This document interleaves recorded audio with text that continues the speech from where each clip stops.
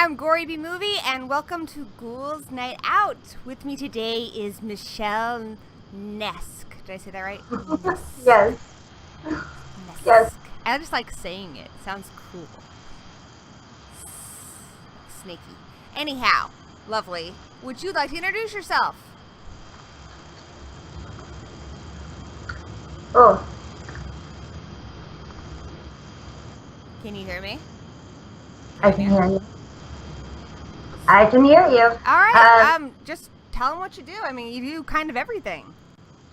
Yeah, I do a lot of things. I'm a filmmaker, writer, actor, model. I do special effects, prop making as well as practical effects. Dig it. So, I met Michelle from Crypticon. My nose is itchy, so break. There you go. So I met Michelle at Crypticon, and she was lovely and amazing. And when I met you, you were just starting working on Unilateralis. Did I say that right? You did. Oh, nice. Good job. You just started working on that, and now, current case, it has recently finished. It finished earlier this year, right? Or the end of last year? It finished last year in 2016 in May, and it premiered at Horrors of the PNW at Crypticon Seattle, and it had a really good turnout, and it was a lot of fun. So tell them about your movie. Which one? We're still on Unilateralis? Yeah. Oh, okay. We're going to talk about all of them. We got lots of time. I'm listening to you, but I got to fix this light. But tell us about your movie, which I've seen, and it's awesome. But they might not have seen it. Unilateralis, which was last year's work. It's a found footage film. It also delves into social, political commentary.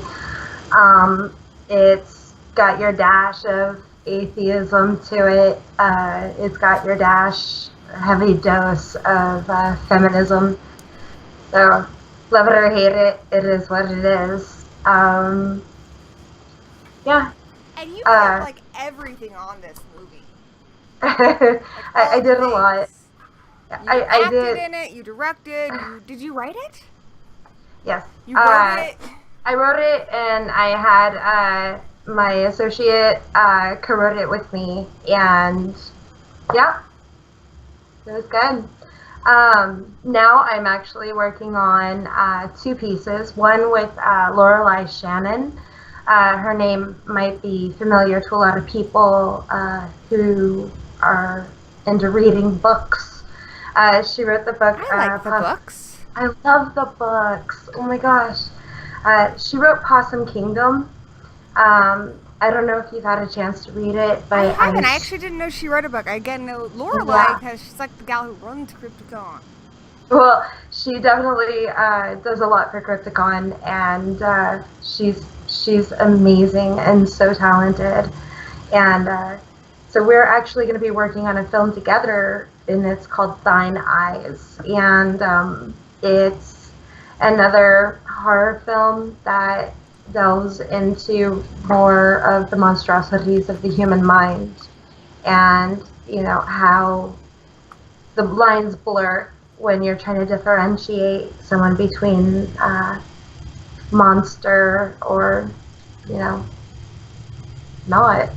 Is this going to be another full-length film, or is this a short? It is. It's a full feature. And you wrote it? Lorelai and I are actually going to be writing it together. I built the premise. It's somewhat inspired by true events as well as current events in the media. I need to make sure that not all of my films end up being like that, but so far, well, this thing about the world bothers me. I'm making a movie. I think that's the way to do it. Can you tell us, spoil a little bit, like, your inspiration for this one? Well, a story that a friend of mine experienced back when they were a kid, as well as a particular case that has been piquing my interest due to the commonality of that and the experience that my friend had. And I really, it has to do with teenagers and committing crimes and,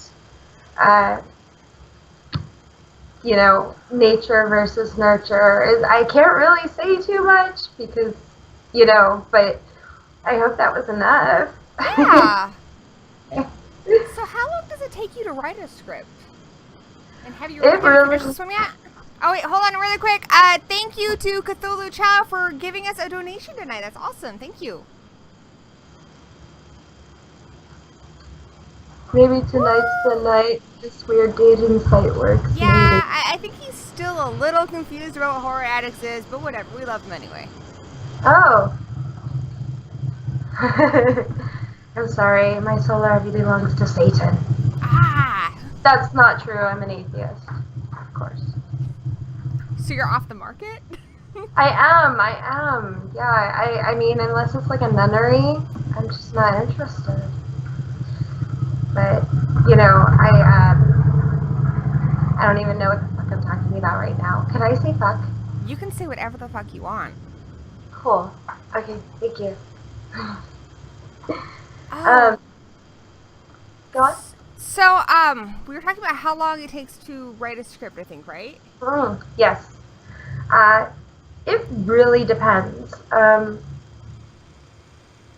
As far as, I hate to use the term, but when the muse strikes, you might find yourself on a bench, and then you finished a whole script within a few days. But when that happens, I like to have like multiple objective eyes take a look at what I'm doing, and maybe hopefully my sorry, my light just fell behind me. It's okay. All good. In the head. I'm just gonna let it lay there. It actually kind of looks cool on the ground. Alright. Ambiance. Yeah, right? So, yeah, you're kind of, you're not as, like, structured in it then. So it's when you're inspired to write it. You don't, like, make yourself sit down and be like, you know, fuck this shit. We're getting this shit done today. I kind of do that anyways. It's what I do for a living. So I suppose there is that there, but I kind of buck authority even if it's my own. So I try to think of it as like, wow, I feel like writing right now. I'm doing a good job. And hopefully something productive comes out of that. But the moment it feels like, well, once it feels like an obligation, I don't know. I'm like two different kinds of writers, you know, because I think like some people, like I have to make myself like write every day because, you know, I write fiction, not the visual fiction of the movies. But yeah, I have to say, okay, you know what, we're gonna do this until I get like 1,000 words or You're gonna write at least this many words, because otherwise I'm just not disciplined, and I'm just gonna be like, ooh, squirrels outside. What? I am the other way around. Yeah, I have more discipline if I just let myself go with the flow of it. And I'm going to write any day, like every day anyways, because I want to. But the moment that there's like a structure thing, which is probably why like 9-to-5 jobs have always been kind of sucky for me, is like, oh yeah, I hear that. If I know I have to sit there for that 2 minutes, that's when the squirrel is the most delightful. So. No, I understand. Normally, I'm like, okay, you know what? You're gonna do at least 100 words, and usually, like, once I've like started, then I will get like way more than that. But it's, I think the hardest part is honestly getting your butt in the fucking chair. Points, yes. So, and like you said, I've had that experience where like you're out and you're driving or something. You're like, God damn, I have a great idea, and it's just not an opportune time to pull over and start writing. Yeah. But I have actually done that before. You've pulled over writing? I have pulled over to write down some notes. Nice. No, that's good. Yeah, dude. You're my hero now. Huh? You're my hero now. Oh, sweet. Yeah, I know. And you also, didn't you just finish a short called Shell Shocked? Yes. Tell us about that one. Gosh, that one was so much fun. It was kind of awkward at points. We got the good people of Bleedingham, which is a horror film festival in Bellingham of Whatcom County, Washington. I didn't even know we had that. Yes, we do. What? They are so amazing. Yeah, I'm actually judging their International Film Festival segment this year. When is that? One of the judges. In Bellingham, Washington, which is near where I live. Yeah, it's October.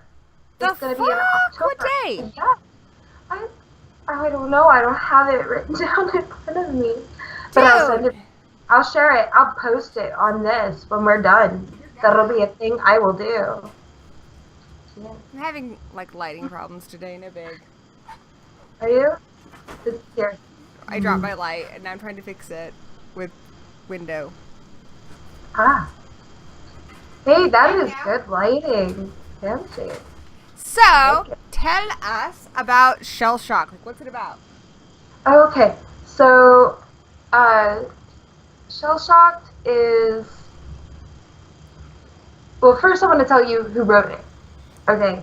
So, it's actually Kat and Lenny from the Horror Honeys. Oh, hey. Right? They wrote it, and it was... Hey, Horror Honeys.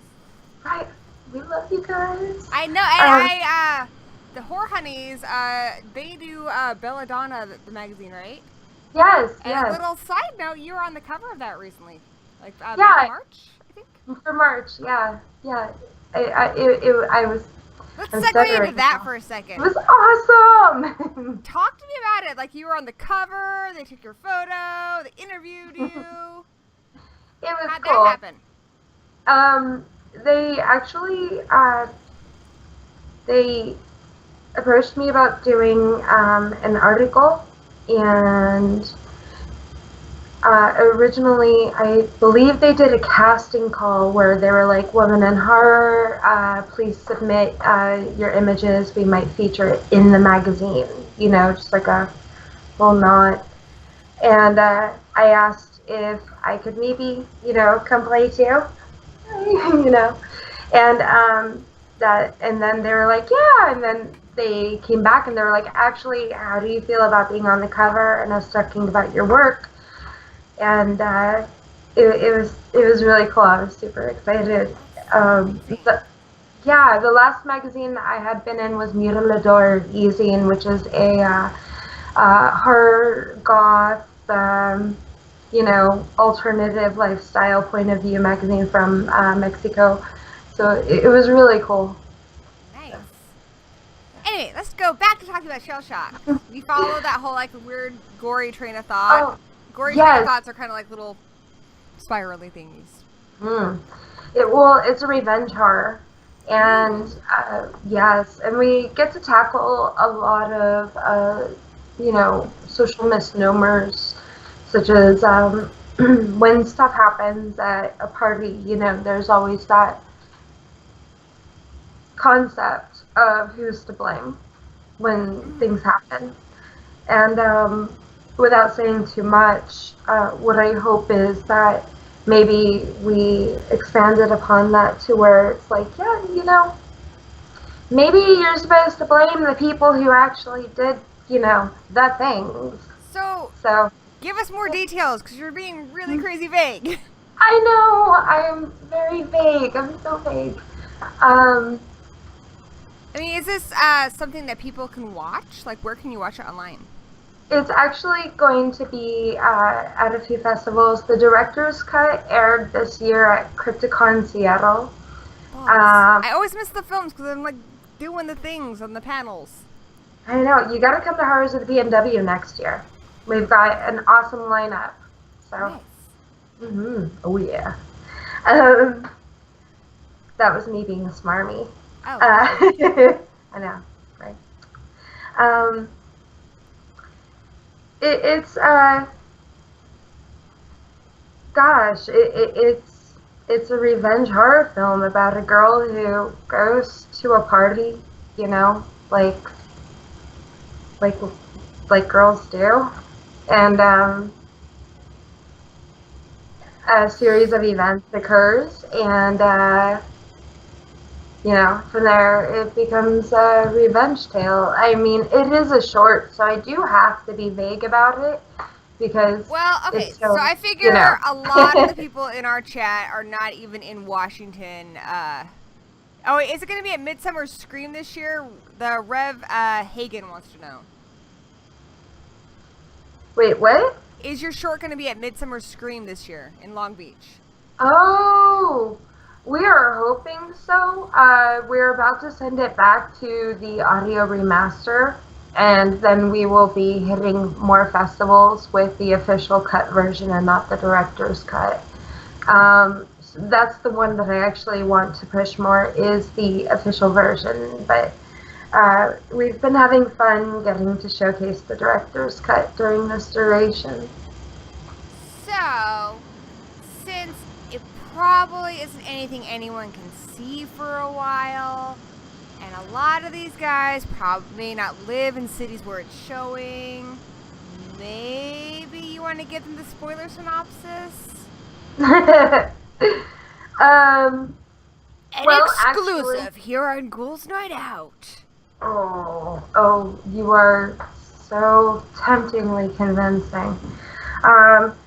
Actually, we will be doing a director's cut streaming on ibleedindie.com. That is an affiliate of The Bloodshed, which I am a co-owner of. We are a online horror publication, and it's we love our indie folk and our horror fans. And you guys are our Crypt TV cousins. Yes, we are. We're family. You know, weird is good. Yeah. It's going to be one of those films where we went for more of an artistic view of things. So what we're hoping ultimately is that when everybody does get a chance to see it, and it will actually be going across the United States, it will be, you know, making it all the way to the East Coast as well. Nice. Yeah, so everybody who is watching right now, if you do have any interest in watching it, there will be opportunities. Like and online? Well, we'll definitely share on Twitter on our account when it's available, because we're going to want to watch it. Yes, you are. Thank you. Amazing. And where can they, I mean, because I'm sure they're interested, where can they, because you told me about Unilateralis. God damn it, I did it right the first time. Yes. You did. Unilateralis. Did I do it right? You did. Fuck yeah, applesauce. Anyhow, I know that one's hard to find. Is there a way for them to watch that now? It actually will be available for viewing rather soon. We are in talks with a major distributor. Nice. one of the things to note about it is that the piece was made with the intent to maybe hopefully make the world a better place.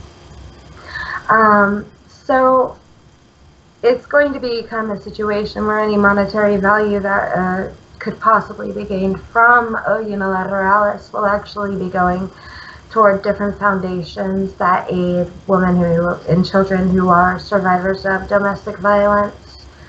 So I'm really excited about it, and I hope that the distribution deal that goes through is, fruitful, because to be able to do that much help, that would be amazing. That's a dream. And then at that point, sunshiny, happy world. That's really cool. I dig that. So, talking more about the filmmaking part of it, I mean, you wear so many hats. Like, I think, just focusing on being an actress and then also directing the film, like, that's gotta be challenging. How do you manage to, like, juggle your different roles during the filming of the movie? ADHD. That's not even a joke. It's actually pretty true. I have ADHD, and things become monotonous to me when it's repetitive. So getting to switch tangents throughout the process of something actually helps me kind of keep it all together, and it makes more sense to me when it's finished as to the final piece and the adequacy of my work. So a lot of people will say don't wear too many hats, but I say do what feels right to you, and then just do that. Yeah, I think that's true. Like a lot of art, if it works for somebody, doesn't mean it's going to work for you, and vice versa. Right. Oh, yeah. So talking more about your beginnings, what inspired you to get into film? Has that been a lifelong thing, or was there a particular moment in your life where that became a prominent inspiration? Always. When I was little, did you ever do those things in school where you were supposed to write what you wanted to be when you grew up? Yep. And the teachers would act like, you can have up to 5, that you can list that you want. Mine, I tended to go to fill up the entire page and then into the back page of all the different things I wanted to do. And at the top, it was director, it was filmmaker, it was actor, special effects. I would watch the old school Romero film, Night of the Living Dead, or Ghouls, and the special effects makeup in those films was so inspiring for me that at a young age I would get into the kitchenwares. We never had red food coloring in the house ever because I was always making blood, and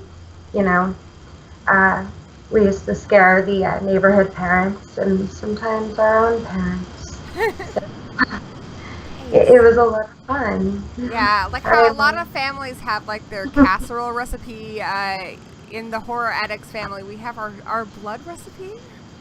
Ooh. Yes. Is it mouth blood or the kind of blood that goes on clothes but washes out real good? I use corn syrup, like the Kayo corn syrup, red food coloring, a little bit of blue, a little bit of yellow, and I've started adding a tiny bit of dish soap in it because I made it once one year so sticky that we went to a party and you could put my beer bottle on my arm because I was Carrie, so I had it all over me, and it would just stick to my arm or to like my chest, like anything would stick to it. So it needs to be pretty sticky, but a little bit of dish soap helps it wash off a bit better. I like the dish soap, actually. It washes out clean. I'm like trying to follow what people are saying. Oh yeah. Did I wear all those hots for each of my films? Hats? Oh. There are different roles you do in making your movies. It varies. I also act in other people's films. There's I think I missed that question in the chat. oh Hey, Sean. Who said that one? Oh, the Reverend Hagen. I see what you're looking at. All right, good. yeah. It really depends. I work with other filmmakers, and because we are independent filmmakers, it's coming out of pocket to make our films. And so I will act in a film, but I'll also handle the key makeup and special effects aspect, or, or I'll help out as an editor and a producer in another person's film. It really depends as far as like where I fit into that jigsaw. My own films, yeah, I tend to wear many hats because I'm working with the independent artist budget, and I am gonna do what I'm gonna do anyways. So might as well get it done as best I can as soon as I can, instead of letting it be a lofty pipe dream that never gets done. That makes sense. That makes total sense. So you're talking a bit about the films that inspired you as a kid. You mentioned Romero, you mentioned GHOUL'S. What were some other big inspirations, both like as films and then filmmakers in particular? Filmmakers, it's always going to be Kubrick for me. It is. And it's because of Dr. Strangelove. The reason why I even wanted to become an actor in the first place was Peter Sellers in Dr. Strangelove. The way that he could just transform from one character to the next, and it just was so cohesively beautiful, and I didn't even really know until I was told afterwards that was so fucking inspiring, and that's when I knew I wanted to be an actor. Amazing. And so was it different inspirations for your different roles? Like you mentioned special effects for Night of the Living Dead and GHOUL'S. What about directing? What directors inspire you? I mean, you said Kubrick. Is there anyone else or any female directors? There are a ton that have inspired me through the years. As a child, unfortunately, most of the directors I was exposed to were male, and it wasn't until over like span of like my late teen years that I started exploring the female filmmaker base, and I guess I know I should differentiate more, but again, it wasn't until my late teen years that I even realized that my influence was coming more from a male-dominated base than a female.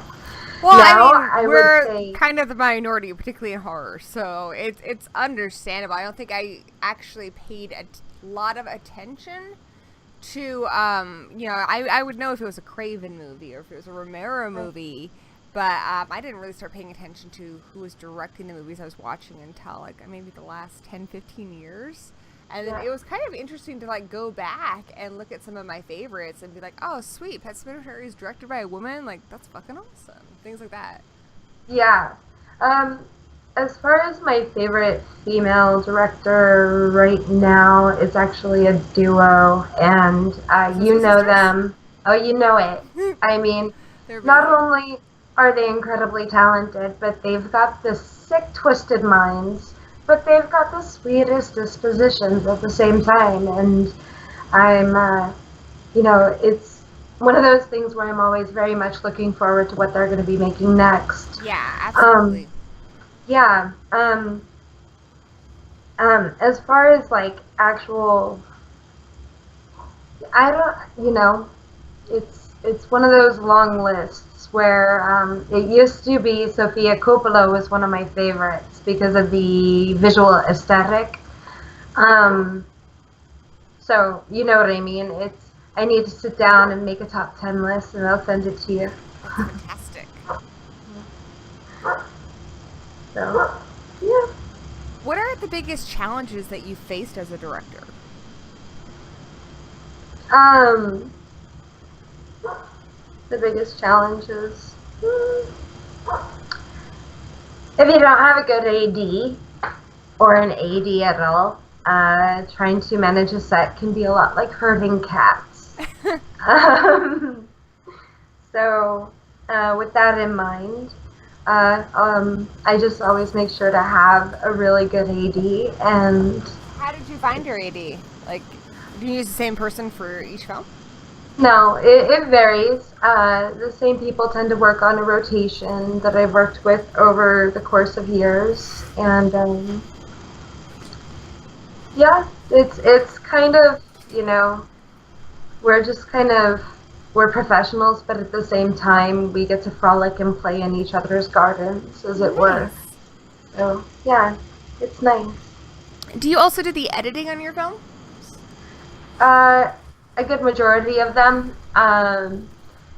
With Shell Shocked, my editing is the director's cut, and from there, the discussion that we had and how we would like the pacing of the film to go, we're having an additional editor coming in. That's going to be the actual, like, full-on release of the film, aside from the director's cut. As somebody who takes on so much of the work of the movie, is it hard to trust somebody else with the aspects that you're not covering? No.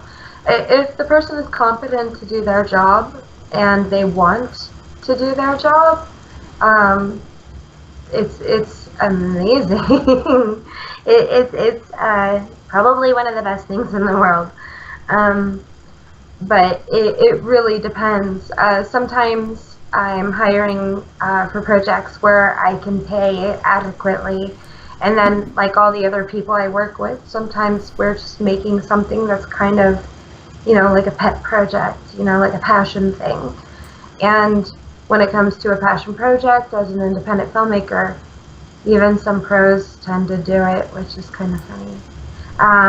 You aren't in the indie film circuit, but basically, if the people want to do it, they're welcome. But if it's a passion project, it's probably not going to be paying much. You need to do it because you love filmmaking, not because you want to make money. Exactly. Which is a good kind of segue into, like, for people who are aspiring screenwriters or are aspiring directors or actors, what kind of advice do you have? I mean, how do you get started? What kind of advice do I have? Well, I guess I could always do that canned wit of get a better job. But, you know, let's be for real here. If you want to become a screenwriter, if you want to become a filmmaker, there are local companies that are always hiring. You can't do anything if you don't know anything. So go to film school. If you can't afford film school, there's actually a site called No Film School that gives you a lot of articles and tips and pointers. Work with your local filmmakers. Try to PA, which means you're cleaning up and you're doing this stuff. Get your experience. Watch these people. Find anyone who is good at what they do, and see if they want an apprentice. Which is a lot of the stuff I've done over the years is, hey, can I help you? You know, and that's how that works. Who are some of the people you worked with when you were just getting started? Like, what kind of jobs did you do? I did a lot with hand crank. Danny's in the chat. Say hi. Hi, Danny. Wait, where is he? He just popped up. He said hi to the Gory Hole. I guess he's too good to talk to us, but whatever. Yeah. He's good people. He's at work. Oh, I gotcha. Law's is in the other room playing a game, and I'm talking to you. So I'm winning right now, I think. Winning at life. All right. Danny, hold on. Danny just said it's insanely hot here, too. Honey, you work in a freezer. It's not hot there. He's lying to you. Danny exposed tonight on Ghouls Night Out. Anyhow, my dear, back to you. I forgot the question. Fuck, me too. No, what were some of the jobs you did when you first got started in filmmaking, like PAing and gophering, right. and like who did you work with? Hand Crank Films.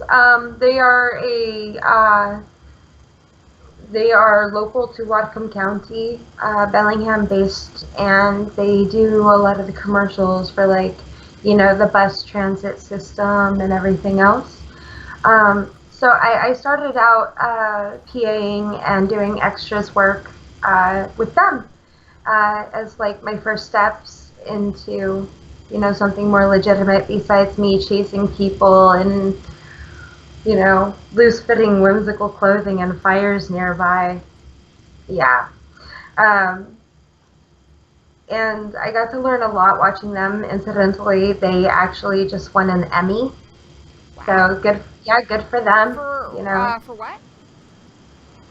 doing a good job at the things they do. For what project? I don't know. What did they win the Emmy for? I don't know. Oh. Something awesome. There's so many people who are winning really cool stuff. So it's like, I'm just like, you did a good job at the thing you do. Nice.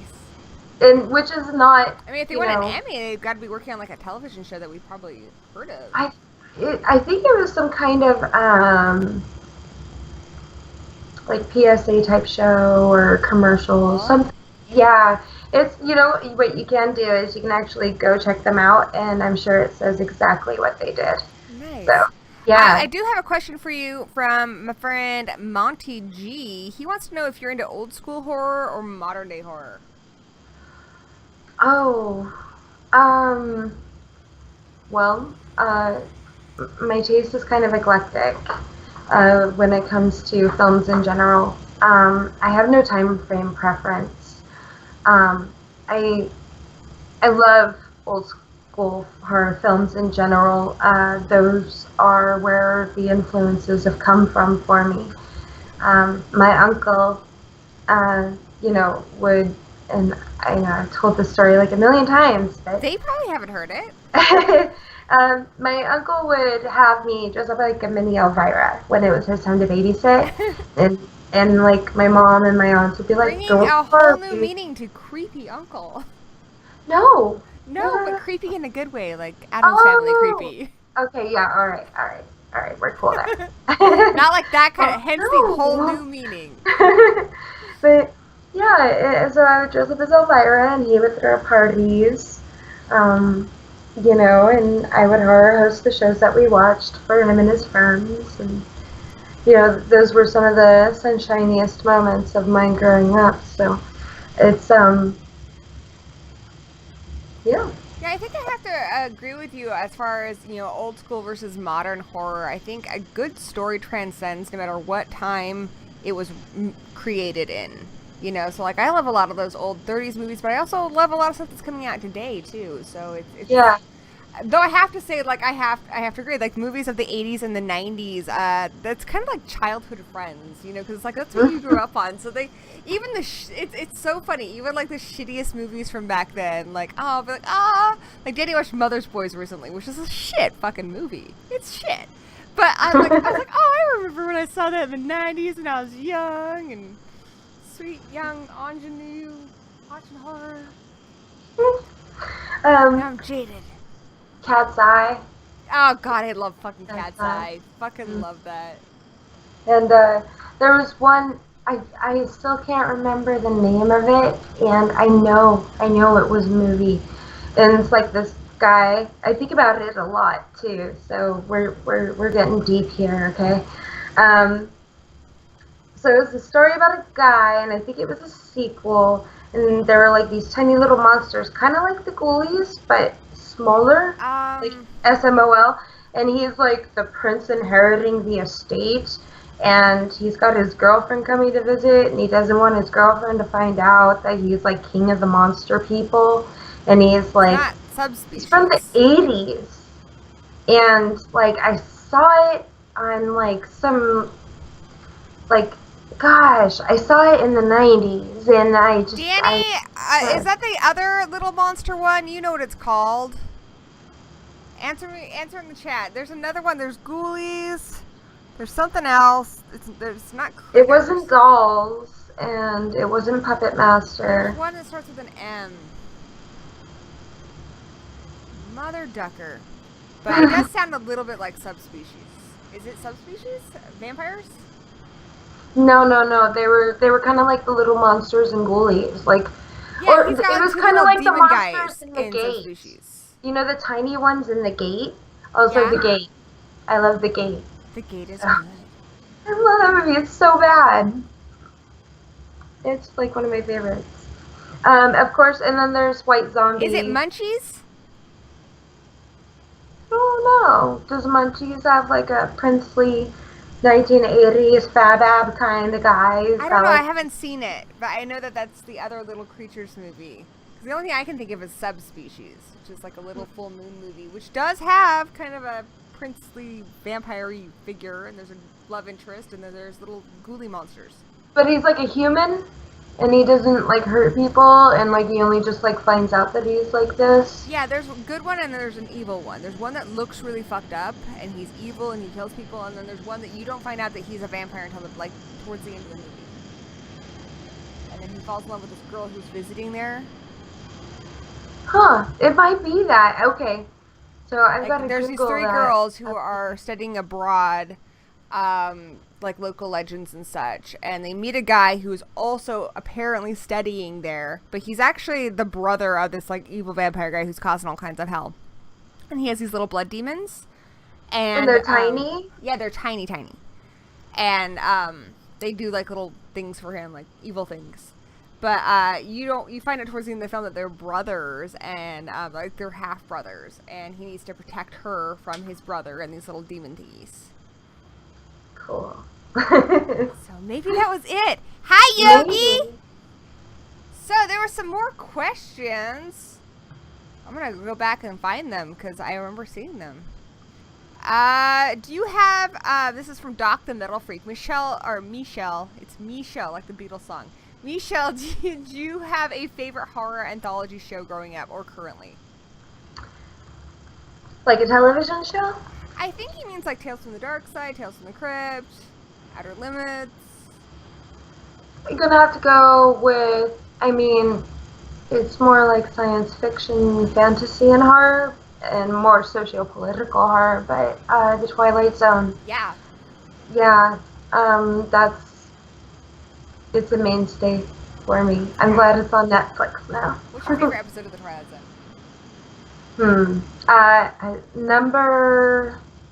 Is it number 37 looks just like you? Or number 34? Oh, you'll have to get the plot, because I don't know if I remember it by title. It's, I'm trying to remember the number. A girl, who looks positively lovely. There's nothing wrong with her whatsoever. She's very pretty.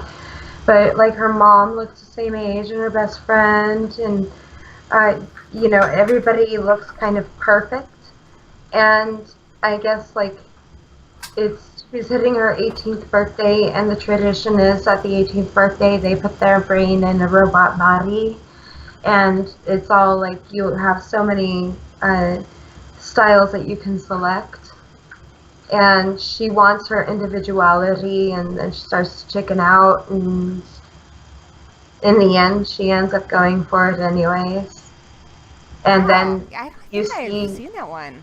Yeah, and then you see that it's not only the change that takes place, you know, from putting her brain in the robot body, because they force her to do it, but that she's no longer herself. Like, it's almost as if, you know what I mean? They essentially, whatever they think they're doing, the reality is that they did kill this genuinely authentic and strangely original girl, and then they turn her into a bot. So I always really liked that one. Yes, and I have an obsession with the Stepford Wives. I fucking love that. I love like anything Ira Levin has done. Right? Rosemary's Baby and shit too. It's awesome. I think my favorite is, I think it's called Eyes of the Beholder, where the woman's wrapped up in bandages, and they tell her that they've done an operation on her because she's so like fucking ugly and stuff.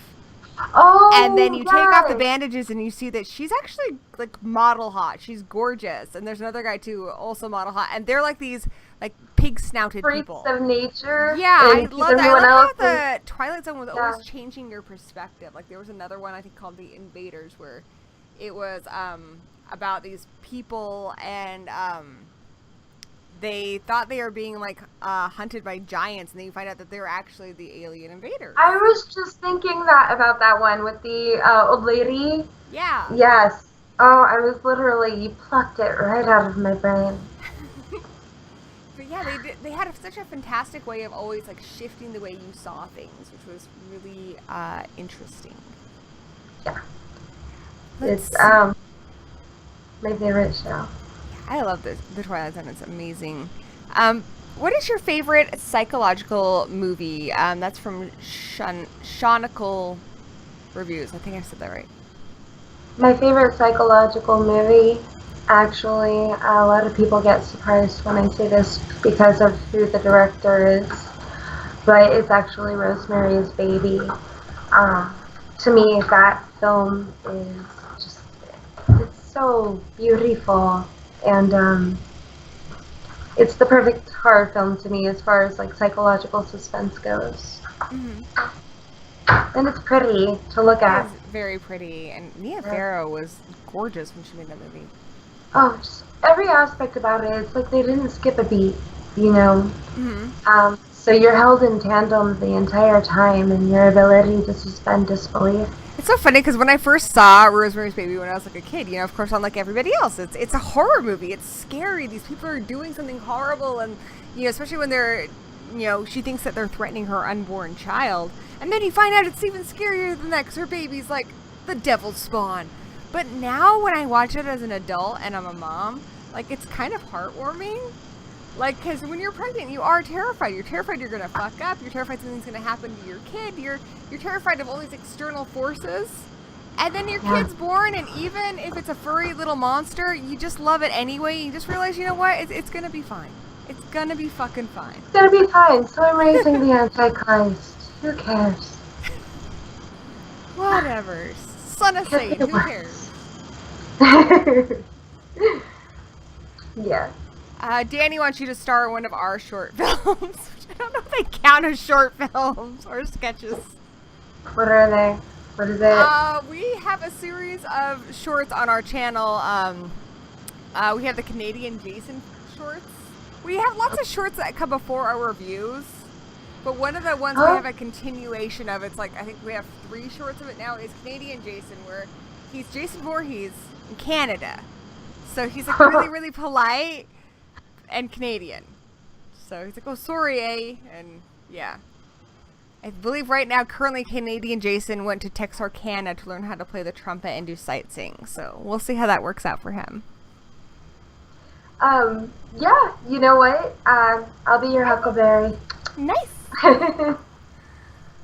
But yeah, we've done a few other ones. We did like, you know, we did lots of parodies. We did like an Alien parody and Blair Witch, and we've done lots of crazy ones. They're before our reviews, so I don't know. Right. They're sketches. I'm down to do a skit. Nice. We'll do it. We'll do the thing. Yeah. Can there be lots of blood? Yeah, of course. There will be blood. Oh, there will be. Somebody wanted to know, Mr. Shadow wanted to know if anyone remembered an old school movie about a killer mutant baby monster. I believe you were talking about It's Alive, sir. It's Alive. Yeah. With the breeder mark, which is like, I think, behind the neck. Yeah, when I was very little, I remember seeing that movie, and for some reason, I wanted to be a breeder because I wanted to end the human species. It didn't happen. Works for me. I actually think the baby in that's kind of cute. Isn't it? It's actually, you know, it's aesthetically pleasing and its symmetry. Yeah. I think he's cute, and he's really, like, active, which is good, because a lot of babies just kind of lay there, you know? I know, like slugs. Yeah, it's like, get up and do something. Like, I remember, like, when Lawless was a baby, Get a job. I would, like, poke him and be like, do something. Do something. All right. Being cute is not enough, dude. You gotta, like, do something more interesting than that. And it was, like, forever before he lifted up his head, and forever before I started walking around and talking. Now it's great, but damn, they are slow to do the things. I definitely prefer having a kid to a baby, because babies, I mean, I don't know. They don't do much. Right, I need to be able to have a conversation with them. Otherwise, it's like talking to a I wall. certainly Very tried, hungry, but you'd have wall. this like, this very in-depth conversation about the meaning of life, and then he would just like fart at me, and it's just like, well, fuck, that was a waste of time. Yogi believes that you can still kill all the humans. He says the Gory Hole believes in you. Aw, thank you. I have the highest of hopes for you. The highest. Thank you. It's megalomania is not easy to function around in your day-to-day, and I try my best, but, childhood dreams and all that. So, Doc asked a good question. He wants to know which horror franchise has gone on for too long. Like your Jasons, your Chuckies, your Freddys. I would say Saw. I stopped being interested in Saw, like, I think part 2, honestly. I kind of like part 3, and part 4 is alright, and then after that, I would have a difficult time telling you, like, specific details of the plot in, like, 5 or 6. They just kind of mush together. Longest running, like... One that you just think that's overstayed its welcome, and it's kind of run into the ground, and we probably don't need any more of that particular movie. I feel like that about the Resident Evil movies too. Like after part 3, it's just like, wow, okay, yeah, we're still doing that, huh? I'm just always happy to see Mila Jovovich. Yeah. She's a good actress. But yes, for me, the big one, Saw. I guess if I were to go to one, it would probably be Saw, but I'm finding my attitude actually about such things has been changing drastically. It used to be where I had a list, like a laundry list of franchises that I felt just needed to stop. But then someone I know actually approached me about that, and they were like, well, you're a fan of comic books, right? And, yeah, of course, I effing love comic books. Well, there's always a retcon to the story. There's always something new that's going to be added. There's a multiverse of possibilities, and if the comic books didn't delve into that, things would get stale, right? And to that, you can't possibly disagree with that. And I think that's true. There are a lot of franchises, like the Hellraiser is one, where we haven't had a Hellraiser movie that was written to be a Hellraiser movie, not counting the last bullshit one that they wrote in 2 weeks and was complete shit. Revelations being that one. But like the last 4 or 5 were not actually written to be Hellraiser movies. They were spec scripts, and they're like, oh, we could turn that into a Hellraiser movie. And so it's like they're not taking advantage of, like you said, that multiverse, that history. They're just trying to squeeze it into a certain format. Huh. Kind of like they did with the second Cloverfield? It wasn't. Yeah, Cloverfield wasn't originally a Cloverfield. Yeah, it's just like that. Yeah. So I think Cloverfield is one, 10 Cloverfield Lane's one that did kind of work, though I would have enjoyed it more if it wasn't called Cloverfield, because for me that kind of spoiled the ending. I mean, just the title alone was revealing way too much, and it would have been a more suspenseful film if we hadn't had Cloverfield, at the beginning of it, because then we know there's going to be aliens and that this guy isn't completely insane. I mean, he's violent and scary, but he is right. That did run as kind of a spoiler. It's at this point, there's a lot of pushback against horror because it's so much more exposed in the media, which is amazing. Like there's, it's no longer the singular novelty music act that delves into the horror genre. It's almost all of them. And there's no specific genre of music act that focuses on the horror. It's also all of them. The same with film. There's and television shows and plays. But at the same time, there's a lot of pushback as to people questioning the morality of our love for horror as fans. So if there is a franchise that's going to keep that blood pumping and pull in newbies, we always need fresh blood. So Yeah, I'm absolutely. actually, yeah, And I can't. and I don't have a problem with it. I mean, actually, I mentioned the Hellraiser series, but I actually do like a lot of those sequels. But yeah, I mean, a lot of them. Hellraiser isn't one where it particularly bothers me. Though I would love to see the Scarlet Gospels become a movie. Like, make that a movie. That would be amazing. And Doug Bradley at Crypticon said he would do that, which is cool. But He is so amazing. He's I the do get nicest fellow. excited. I get mostly excited when, like you said, it's a passion project. When there's a franchise, but there's people who genuinely love the characters. Like Don Mancini, he created Chucky. He's been with Chucky from the beginning. He's directed the last 3 films. He's written most of them. And he's coming out with Cult of Chucky, so I'm completely stoked because I love Chucky movies. I know he loves Chucky, and he's making me another Chucky movie. So it's just like, fucking bring it on, man. Yeah, take what you can get, I'm excited that the new Halloween's going to be by John Carpenter, which is awesome. It's when I find, like, the last Friday the 13th was pretty much they were going to lose their rights and they were trying to make money. That stuff doesn't interest me as much. And so I wasn't too upset when it didn't happen. I can see that.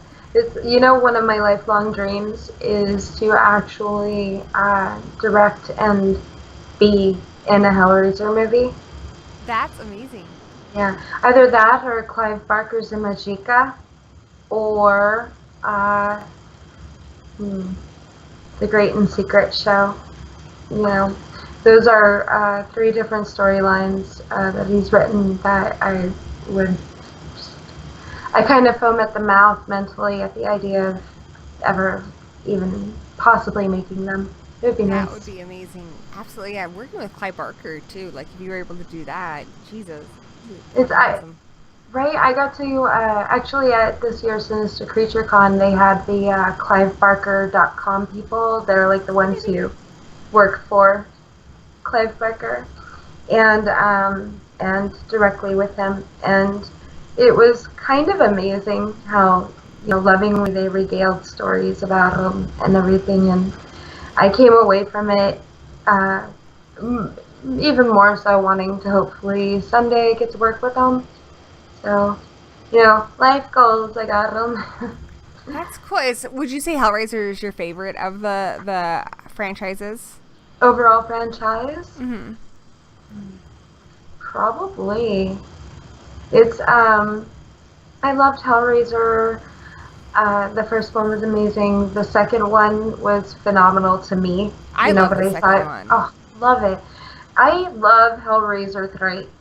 Hellraiser 3, it gets a lot of shit, but it's alright. I loved it. Did you know that was actually, I asked Doug Bradley which one was his favorite of the sequels, and he said it was Hell on Earth. Really? Mm-hmm. Yay. My only beef with Hell on Earth, I do enjoy it. I just don't particularly care for, the character we've come to know as Pinhead in that one, because they made him a little more wisecracky, I guess, like a Freddy, more like the American icons we have, like Freddy Krueger and stuff. And I think he's scarier when he's more ominous and he doesn't talk as much. Like, I don't know, he seemed more in control in the other films. I think that's why Hell on Earth has always been like kind of my go-to favorite. Mm-hmm. Because of the fact that the whole point of the story is as she is, I can't remember her name, but she played Joey? Dax on DS9. Yeah, I think her name was Joey in the movie, but I don't know the actress's name. I love her. She was so good. Basically, like, her whole thing is that she's actually kind of dissecting Pinhead in the process, and so his, like, instead of being his, like, stoic self, we get this kind of quippy, snarky dude, and he's, because the exterior isn't as solid as it once was. Mm-hmm. And I don't know, so I very much love that movie. Plus, like I was gonna say that I saw like my first awesome pair of boobs in that show. Nice. So it's always right. So it's gonna hold a special place in my heart.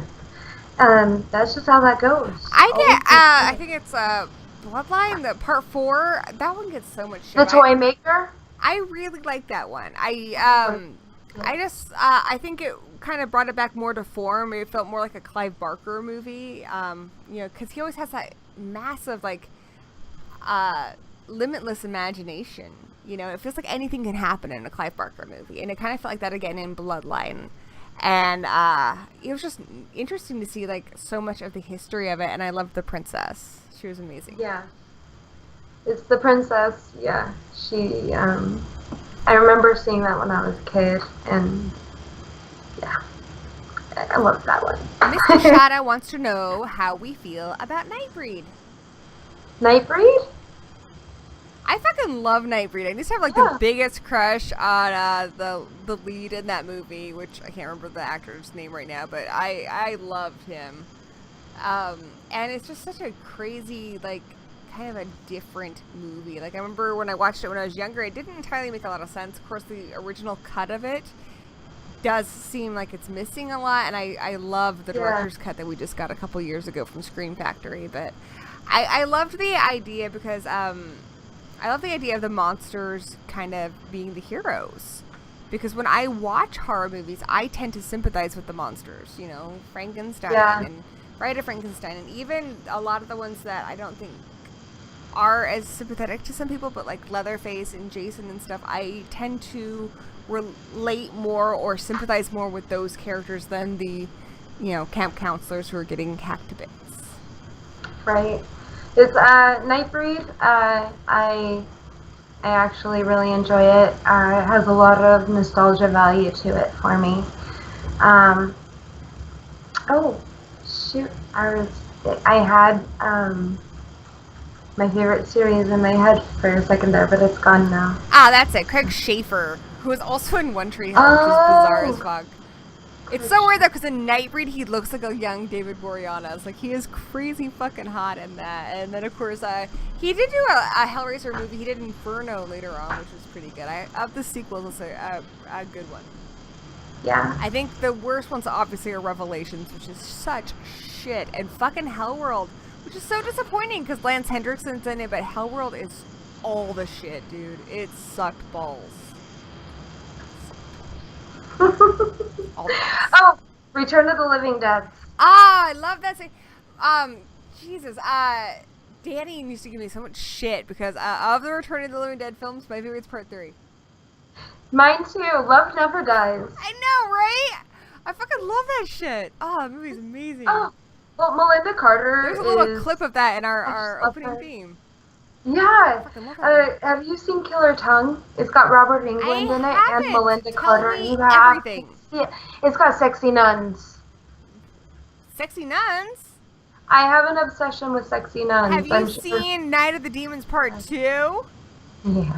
That's a badass nun right there. Yeah. I fucking love that movie. Part 2 is my favorite of the Night of the Demons. Night of the Demons is a favorite. I always loved the dance to the Bajas. That yeah. So the Killer Tongue is about what? I'm assuming Killer Tongues, but there's nuns. Yeah, there's nuns in it. It takes place in all the details. And like a meteor falls to the. Falls and a piece of meteorite lands in Melinda Carter's cereal. And she's like got this boyfriend, they're like this Bonnie and Clyde type couple. And she's waiting it out at a monastery, over a course of years because he's supposed to be released soon. And then she gets out of the monastery and then finds another monastery that's closed down. She refurbishes it. She goes to eat her cereal. She gets exposed to the meteorite, and then her tongue becomes a monster, kind of like Fry with the Beast from a Billion Backs. How he has like the squid monster coming out of his mouth. So it's like that. I actually have seen a clip of that before, but I don't think I've seen the whole movie. It sounds amazing. It is, and Robert Englund is a prison guard, so it's fun. Fun stuff. Shit, dude. That's awesome. Oh, if anybody is actually looking for some independent films to rent, and if you want to see some of my work as well, you can go to ibleedindie.com, and there's a whole selection, not just my movies. So you can also watch some good ones too. Your movies are good. And any other rentals that are up right now, any profit, any of the proceeds, aside from paying for the, having it being represented, goes to equalitynow.org, which is a organization that helps women and children and men who are escaping out of domestic abuse situations around the world. Yeah. Nice. You also... Being an indie filmmaker, you are probably pretty well versed in indie film. What are some good films out there that they might not have seen, anyone who's watching? Well, of course, there's Killer Tongue.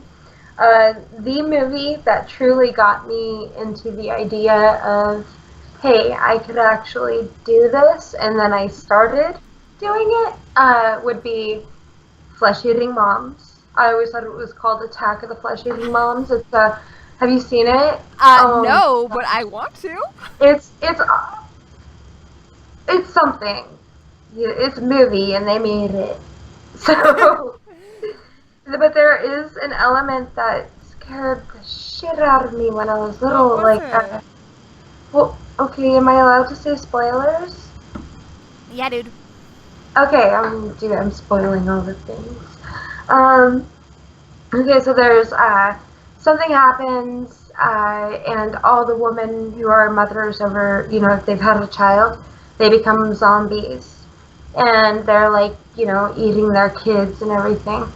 And there's this teenage girl who's the main character of it, who we follow through predominantly throughout the story. And she's got her 3-year-old brother and her mom, and she's like, I'll be right back, and the 3-year-old's there in the playpen. And then we see the mom looking at the baby and licking her lips like she's looking at a pancake. Oh no, it gets better. And then she picks up her son, and this is the scene that made me feel like, you know what? I could do that. I could do that.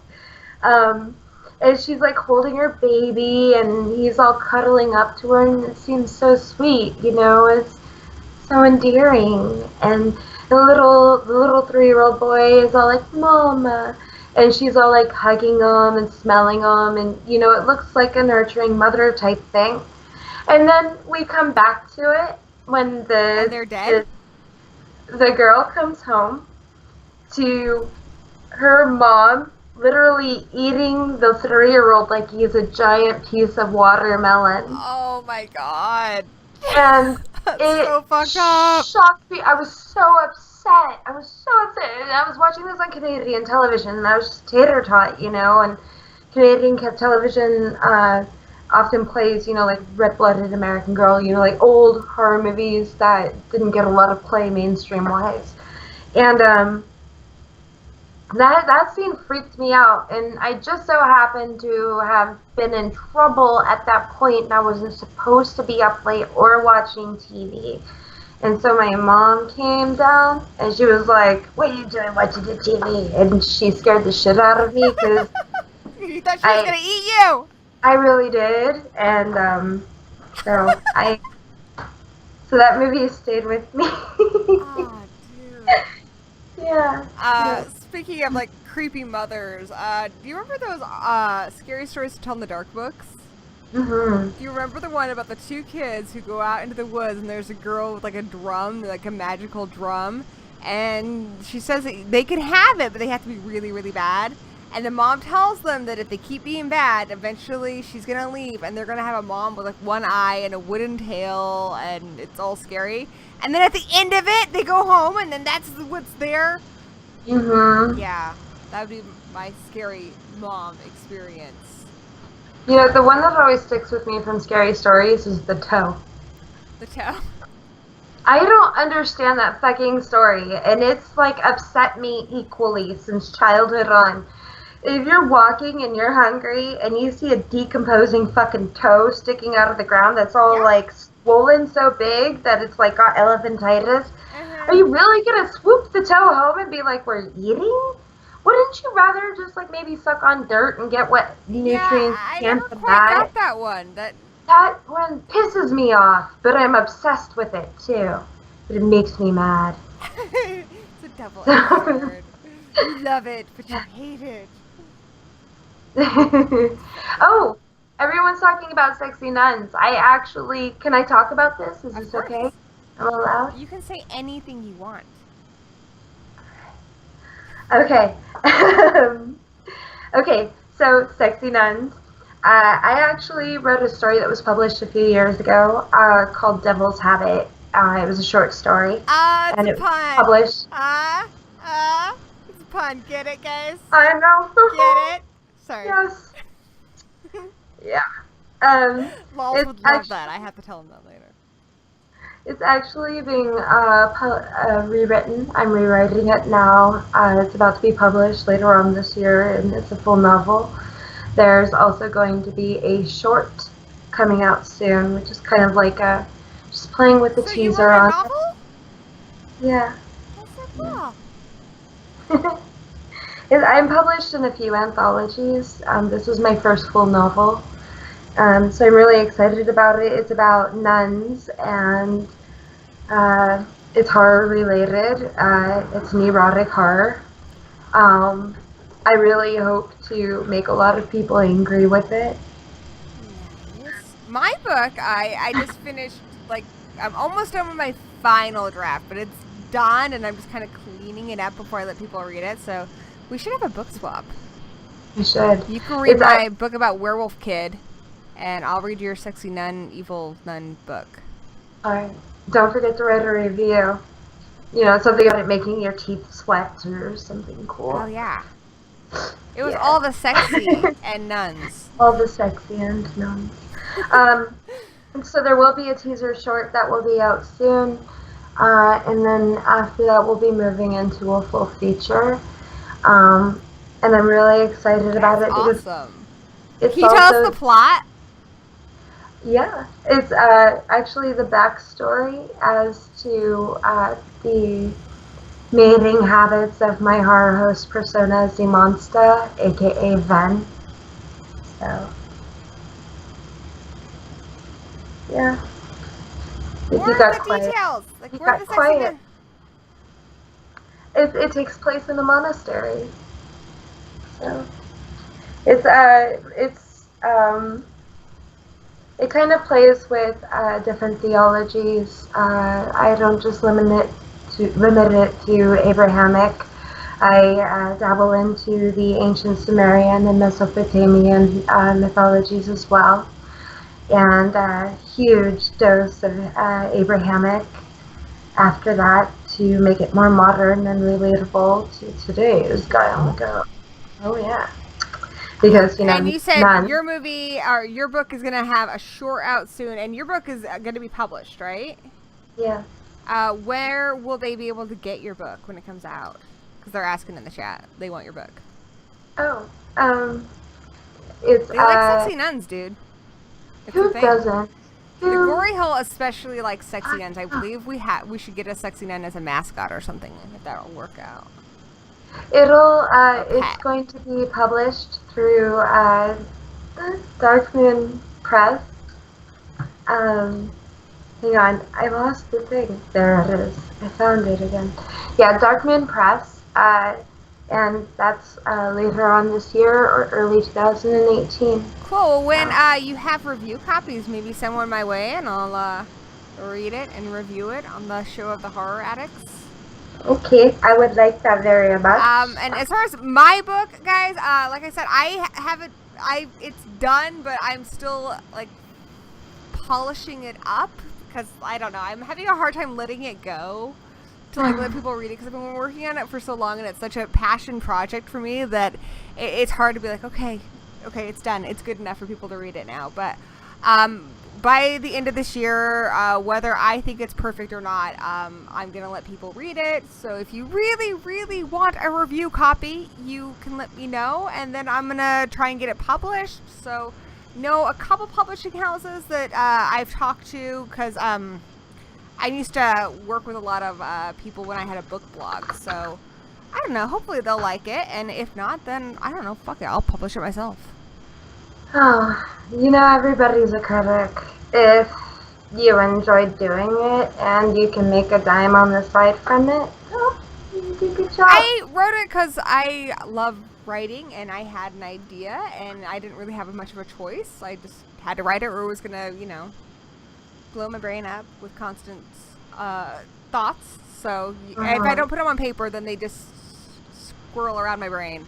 And I mean, honestly, it's inspired by my son, and it's about my son. So as long as he reads it someday and it has some kind of meaning to him, that's fantastic. And I mean, I've talked about my book quite a bit before, but a lot of it is kind of a metaphor for when you find out that your kid is sick, and there's nothing you can do about it. I mean, you can give your kid all the right foods and stuff and all that crap, and then they can end up with some horrible illness, and you have to accept the fact that the future you had planned for them isn't going to happen. And until you are able to accept that there might not ever be a cure, you can't really be a parent to them. You can't really support them, because otherwise they're going to be in it alone.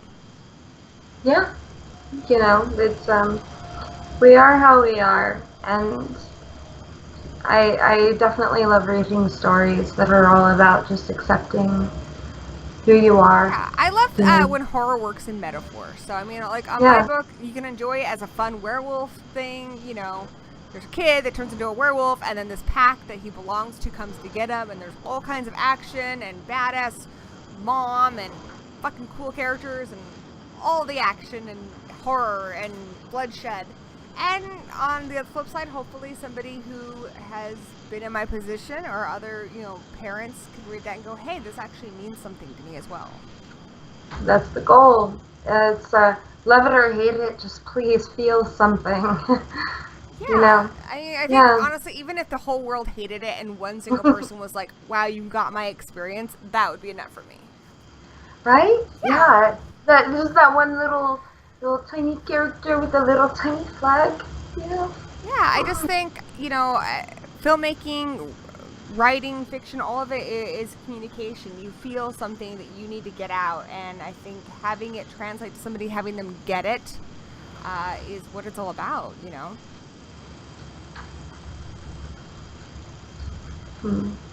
You want to kind of, I don't know, for me, it's like saying something about what it is to be human, or what it is to, go through these, like, lives we have, and to expose that dark part of yourself and have somebody else go, I completely get it, I would find incredibly rewarding.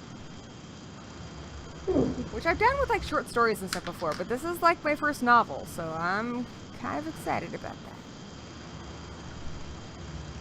Are you reading the chat? Moment. I can tell you're reading. I am. I'm so sorry. No. Because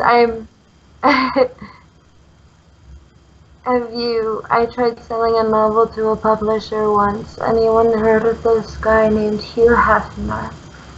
Doesn't he, like... He's Playboy. Do the naked butt lady stuff? Yeah. Okay, yeah. Well, for a while there, they stopped doing nudity in Playboy, but I think they brought it back. Did they? Yeah, dude. That was, like, the stupidest thing I ever heard of. I don't really understand any of that, but more power to everybody on their things.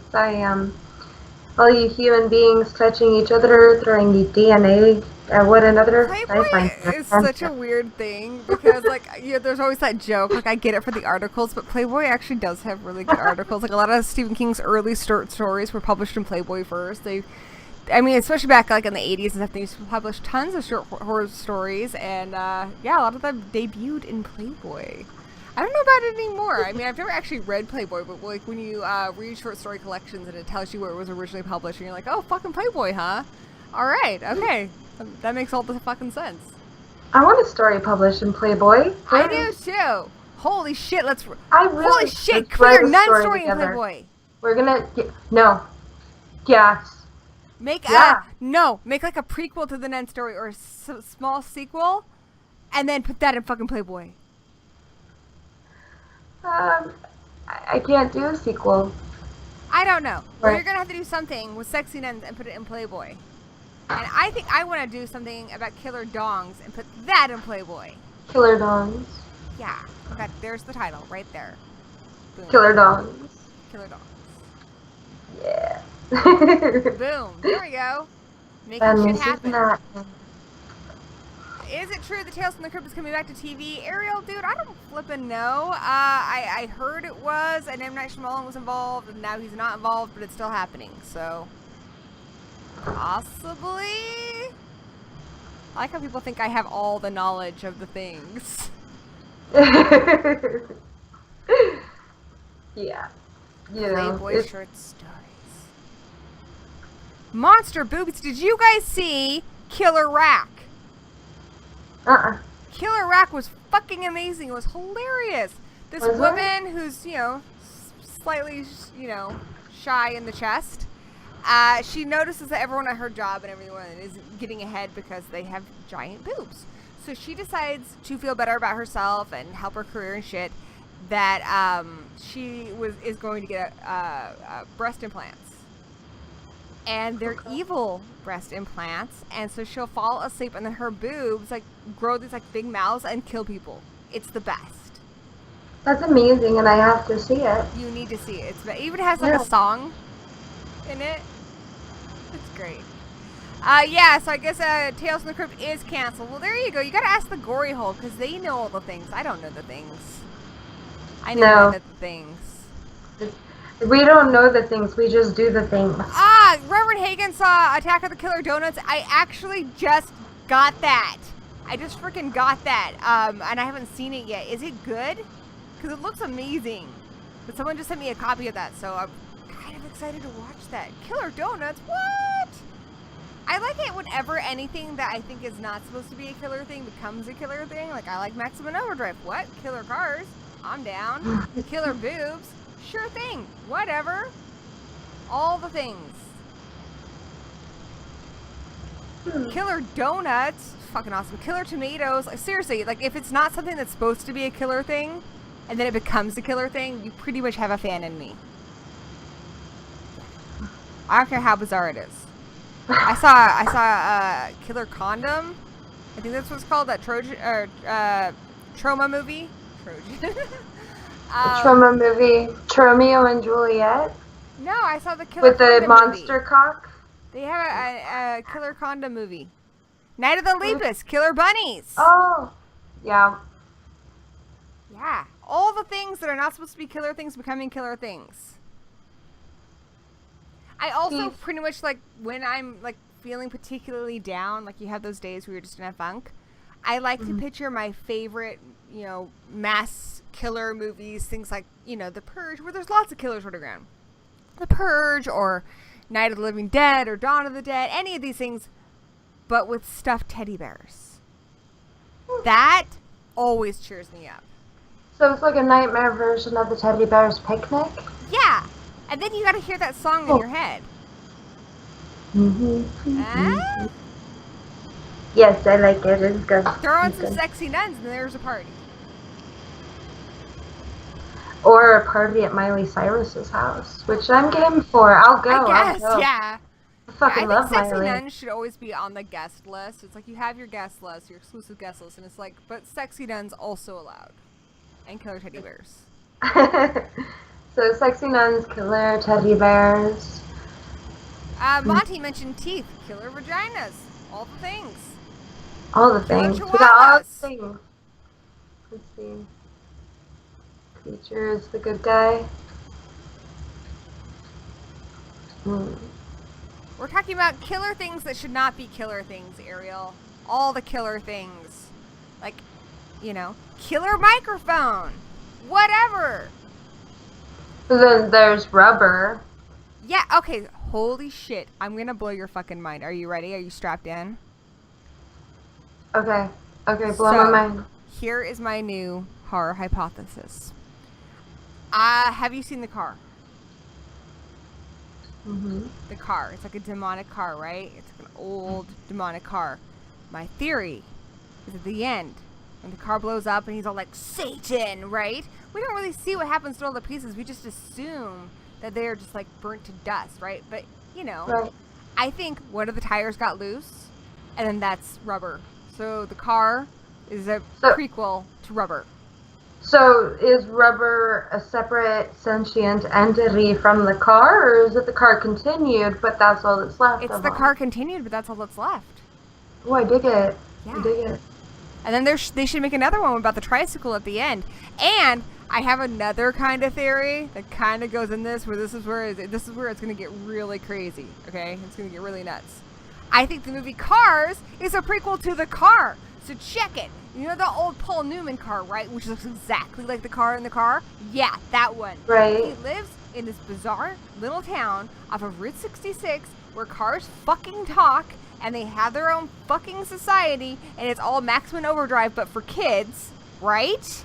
Mm-hmm. And then he helps like this weird car become like, you know, back to being a racing star, which we find out, I guess, in Cars 3, doesn't he get in a car accident or something? Which means that he's probably evil. He had a plan all along.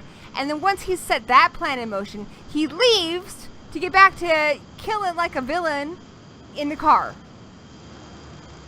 Traveling from place to place. You know, like how like he's like Al Pacino in The Devil's Advocate, right?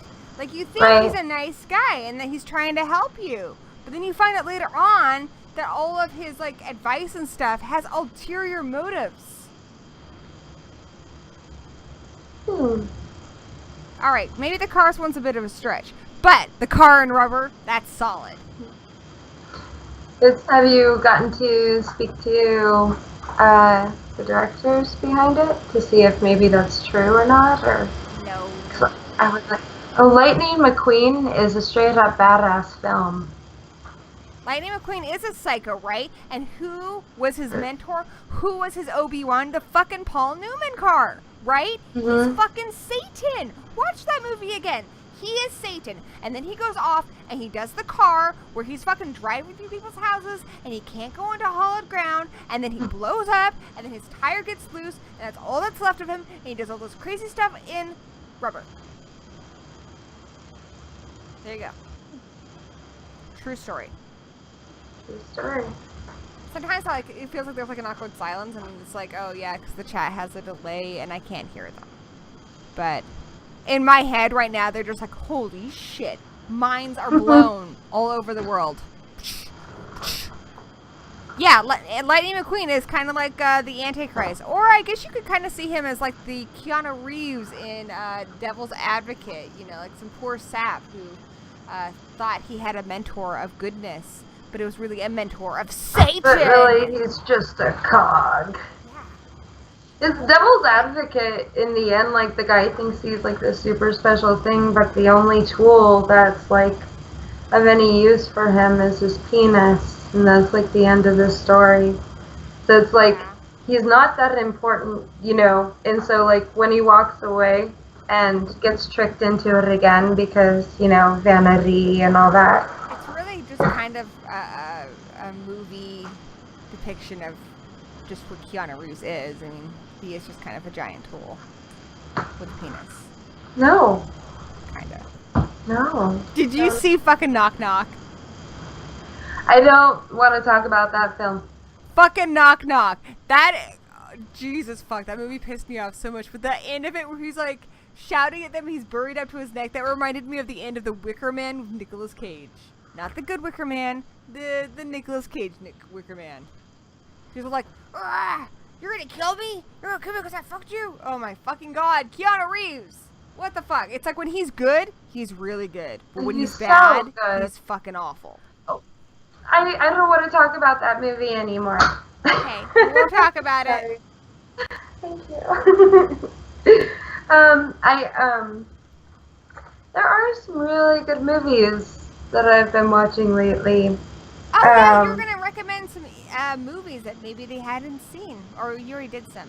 Maybe do some more. Yeah, if you're a fan of the found footage genre, one of my favorite found footage films to date. is Unilateralis is found footage too, people.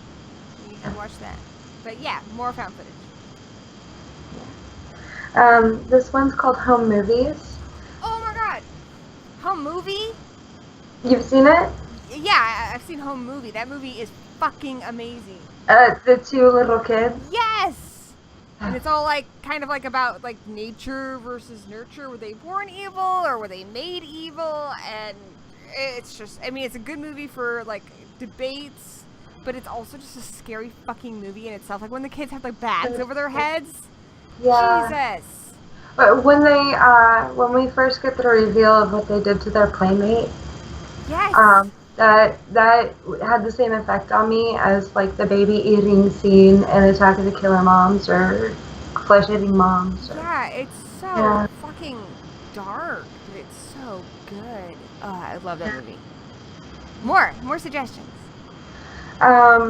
Let's see. Well, I kind of venture in and out of, the horror category when it comes to indie films.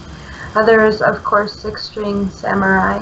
I don't know if you've seen that, but it has horror elements, but it's more of like a post-apocalyptic Mad Max kind of scenario, but with like the fucking red Elvises, and like they cover the whole soundtrack, and it's damn good. It's damn good. What is that? The Tabula Somebody Rasa. wanted to know. Someone wanted to know our favorite episode of Buffy the Vampire Slayer and the Tabula Rasa, or Becoming Part 2. They're both good. I thought you were talking Buffy. Mine will always be Once More with Filling. I love that one. Actually, Tabula Rasa is the one that comes right after Yes, Once More. Yes, it is. No, right before. Right before, yeah. No, wait, right after. Yeah. Because Tara finds out that Willow did that thing, and then Tabula Rasa, she tries to make her forget it again, even though she said she wouldn't, and that's when it hits the fan. Yeah. The only thing I don't like is the shark thing, but everything else is fucking amazing. The lone shark, that was a little on the nose. But I like the lone shark. I'm a hardcore fan of Randy Buffy. Giles. Why not just call me Horny Giles or Desperate for a Shag Giles? Fucking love that. I must be a good vampire. Aww. It's okay. Well, here's the question: Angel or Spuffy? Huh? Angel or Spuffy? See, okay. I get this question a lot, and it's obviously for me, it's Team Angel, because her relationship with Spike is incredibly destructive. It is not a healthy. He fucking rapes her at one point, and I don't think that she he was demonic.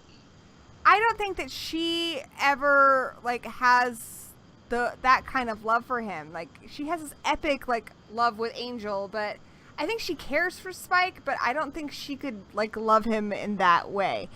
And to back up my point, Joss Whedon has said that Buffy and Angel is the greatest love story he will ever write, and that he wouldn't have had Buffy end up with Spike. Sarah Michelle Gellar has said that Buffy should end up with Angel, and even Spike said that was a destructive relationship, and that it was a lot of people kind of took away things from it that he didn't think that they were going to get. You're all crazy. I do think that the fact that Spike is willing to go through trials to get himself a soul for her after he rapes her is very, very romantic, and I love him as a character. Yeah. I just don't think he's right for her. It's at the very last episode where she holds his hand and that fire that she'd been wanting to feel the whole time that she touches on in Once More with Feeling, where like the whole relationship sparks up in the first place. When she says that she loves him and then he says no you don't, I always felt like she did. And also if you venture into the comics, I read the comics. Oh yeah. Comics are great. But I felt like she was basically saying that she loved him like as a hero, as a person, as a friend, but I didn't take it as a romantic love, and that's why he meant no you don't, because he loves her in a romantic way. I believe she does. But it's totally open to interpretation. Exactly. It's, to me, Angel was after Buffy when she was 15. That always kind of bothered me. But overall, I always liked Spike with Buffy. And I remember all the terrible things that Angel tries to do to Buffy. Angel tries to sexually assault Buffy too. Angela's when is he totally doesn't different. have That's his a soul. demon in his body. I mean, because the way vampires work in Buffy is there's a demon in you. They're two separate things. So Right, but Spike Liam, had the demon Angel. in him as well. When he tried to assault Buffy, he had the demon in him. So, and we'd have to hold Angel's character accountable as much as we hold Spike's character accountable. I wouldn't say that Angela's and Buffy is like a great love story. That's a fucking No, demon. And that's why Spike and Buffy that's why I don't actually think work. Spike and Buffy work, because he's a demon. He's not capable of really loving anybody, and he gets a soul at the end, but Because he loves her. Like, the demon he was wants able to love. A demon can't love, I don't think. No, they do, because they touch on that episode They have in feelings. Angel where... No, there was the episode in Angel where the couple that Angel had sired, and they fell in love, and they'd been together for 200 years. And Angel killed her in a raid, and so he ripped his heart out to become immortal and untouchable for 24 hours. Mm-hmm. And, you know, and then he tells Angel that, like, just because he was a particular type of sadistic and sick doesn't mean that demons couldn't love, because he and the girlfriend that Angel killed loved each other dearly. I think they can in their way, but I don't think that they can have that pure, like, selfless love, like, without a soul. It was kind of selfless, though. I mean, like, Spike says he loves Buffy, but then he rapes her. So, I mean, at least in his case, I definitely don't think he was capable of it, which is why he went to go get a soul to begin with, because he realized, he's a monster. Yeah. Because he was able to do that kind of thing to assault her. Yeah. On the chat, they're talking about Faith. I do love Faith. Faith is awesome. And Faith kind of has a series, because she is in the comics Angel and Faith right now, which are it's a really good series. I did the library editions of all of them, but this is the Angel and Faith ones. And, like, I don't know, just the art and everything in these are phenomenal. And I have the Buffy ones. But it's really funny because, like, when, you know, like, I am an Angel girl, and I feel like pretty much everyone I've heard talk about it, as far as Joss Whedon and the cast goes, like, they believe she was more, like, they're more pro-Angel as far as who Buffy should end up with. But fans largely like Spike better, so it's interesting. Yeah. I like Spike better. I think I like Spike as a character more. I think he's more interesting, but just for Buffy, I would prefer... I don't know. I mean, I guess you can't really end up with either of them, because, you know, I mean, at the end of the day, she's still a vampire slayer, and they're still vampires. But, like, especially that episode of Angel where he got to be human, and they had, like, that, like, perfect day. It's just, like, under ideal circumstances, I think they would be very happy. Possibly. Okay. I'm reading, What are they talking about? here. Lots of Buffy talking. I just love that we just went on a Buffy rant. Like, me too, because I fucking love Buffy. Fucking love Buffy. When is Netflix bringing it back? Netflix got rid of it? Yes. I have them all on DVD, but I would love it if they would release them on Blu-ray. And I guess there was talk of it for a while there. What halted it is they were trying to make them all widescreen, which the show didn't become widescreen until season 6. And yeah, Joss so Whedon there's was like, it was made for full frame. Like, you need to keep it that way. That's the director's vision. Yeah. Like, it's cropped a certain fucking way. And so I've seen some of like the cuts from it and stuff, and it's like cropped messy. so fucking bad. So no, I just want it like exactly how it is now, but you know, on Blu-ray. Like, I don't want you to make it widescreen when it's not widescreen and shit like that. What do we think of horror remakes? Horror remakes. I think it's like with anything else. I mean, if it's a good story and they're doing something new Yeah. with it, it's good. I mean, the Fly remake by Cronenberg was fantastic. The Thing Yes. that we all know and love is a remake. I mean, sometimes remakes are really good. I just watched a remake today. I watched the 70s versions of Invasion of the Body Snatchers, which is my favorite.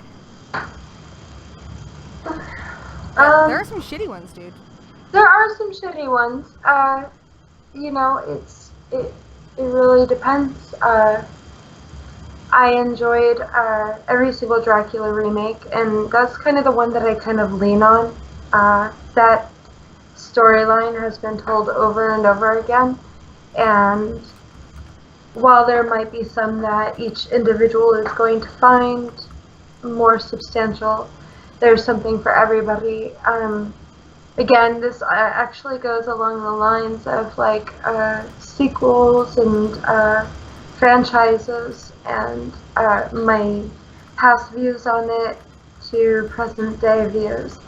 And it's changed quite a bit. At this point, if the remake is good and it's well thought, well shot, and I can suspend disbelief long enough for the duration of the film, then, you know, that's good. You know, what more can I ask for? Absolutely. I mean, Yeah. I also, I guess the only time I'm ever really disappointed with a remake is when it's like a shot for shot. Like, I just don't see the point. Like the Psycho remake, it's like, what was the point of that? You brought nothing new to the table. I actually felt like Vince Vaughn did a really great job. Yeah, I think he's a talented actor. I just think he was poorly cast. That's the only movie I know him in. He's in Adventures in Babies. All right, no, that's enough for you. He's in others like Wedding Crashers and stuff, but I think what the thing with Norman Bates in the original Psycho, I think, and I've mentioned this on the stream before, is in the position of Marion. If I was her and I'm on the run and I'm not trusting people anyway, and she goes to this motel where she meets this skinny, nice guy, I can see like why you wouldn't suspect him of hurting you. And so it's such a surprise when he does kill her, you know, because I mean, we find out at the end that it is him and not the mother. But yeah, I mean, you would never think you were in danger. And I'm one of those, you know, women where, especially if I'm alone with a guy, I will think in my head, what if this turned bad? Could I defend myself? And with Norman Bates in the original, absolutely, I could totally take on Anthony Perkins. At least I would think so. I mean, he's Psycho, so obviously I can't. But because he's got all that crazy adrenaline shit, probably. But Vince Vaughn, I wouldn't have stayed there. He's a big guy, and I would have found him really intimidating. Okay, I can see that. It's Vince Vaughn in that film to me is so unsuspecting, and he seems so delicate. Anthony Perkins' character is beautiful. But also there's something emotionally aggressive about him that would have caused red flags for me. She gets a red flag when they're talking. You know, yeah. I think by when then he's like, you eat like a bird, and she's like looking at the taxidermied birds all around. Mm-hmm. Yeah.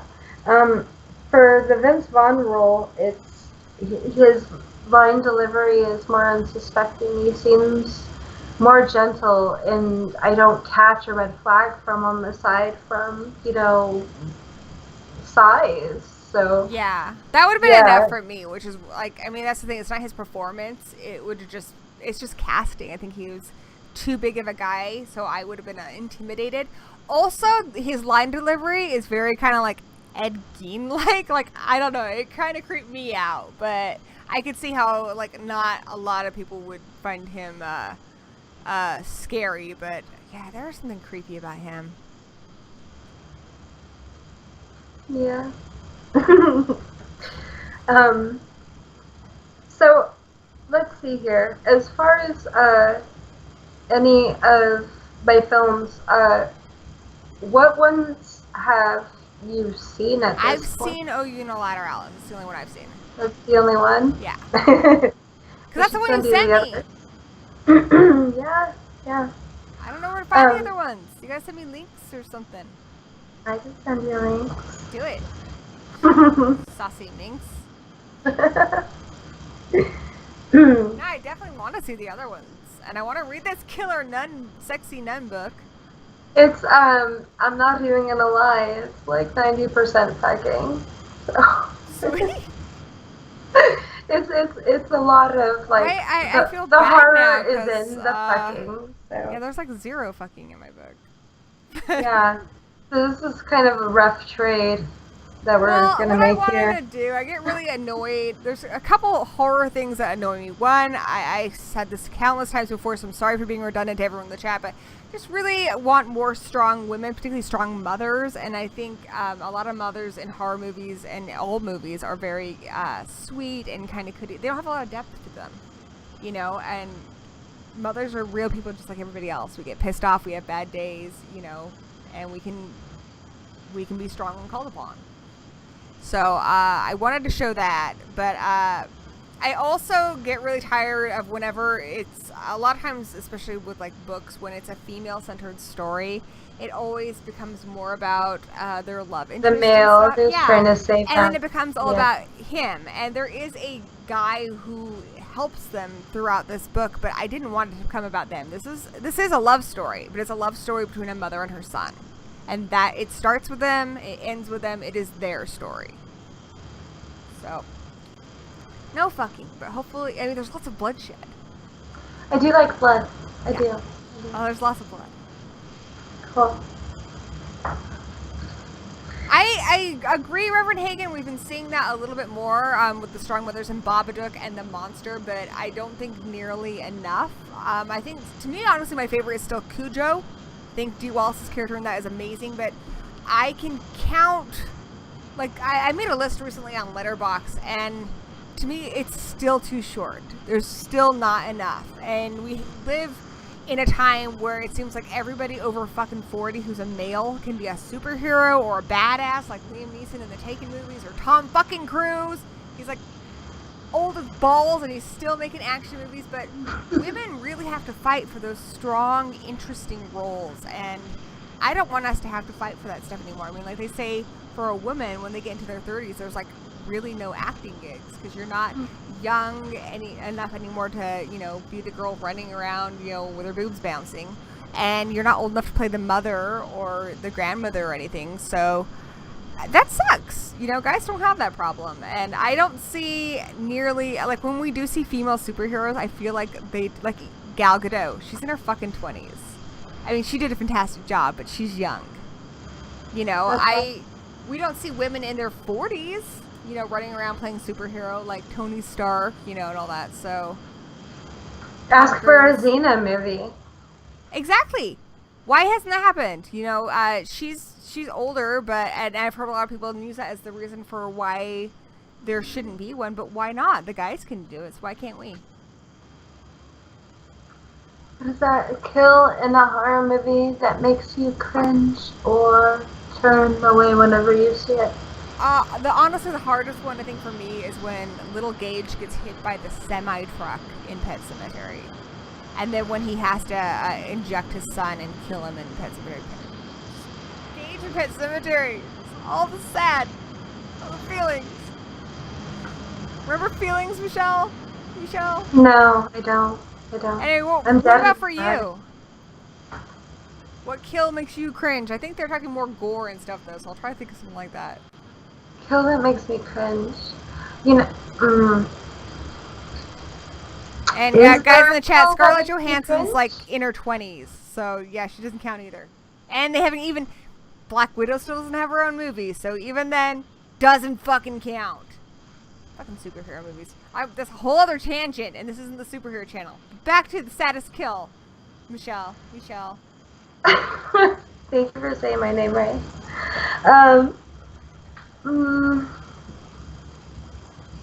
I don't think there is a kill that makes me uncomfortable. Is there one that makes you cringe or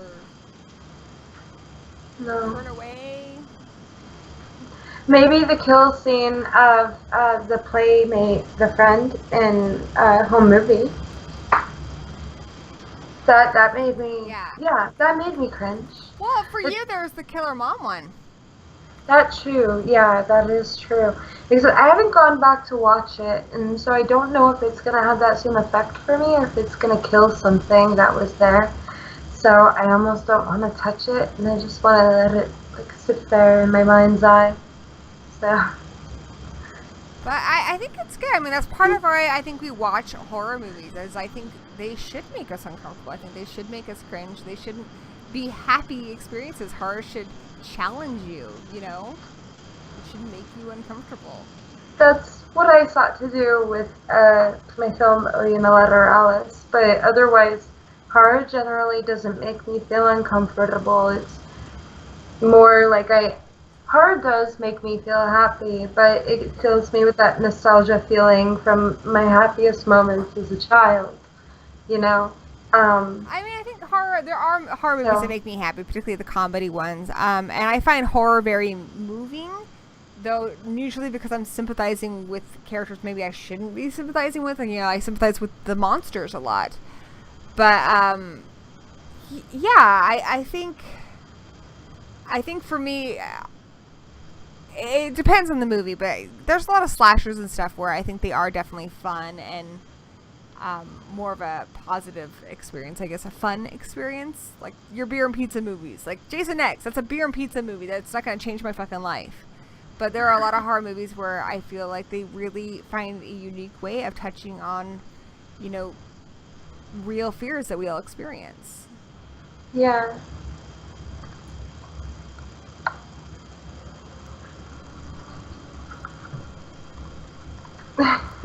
Yeah, Ripley. I do appreciate Ripley, Tom Cruise. Still, I would call her a superhero.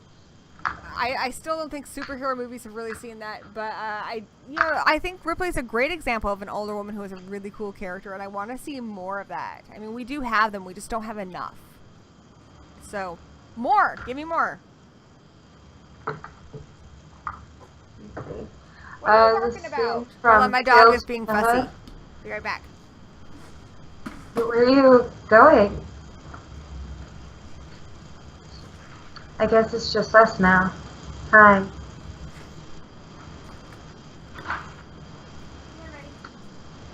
What's the right, Michelle? No, look, say hi! It's Bracky! Oh, wait, you can't see him because there's a delay. Well, you will see him.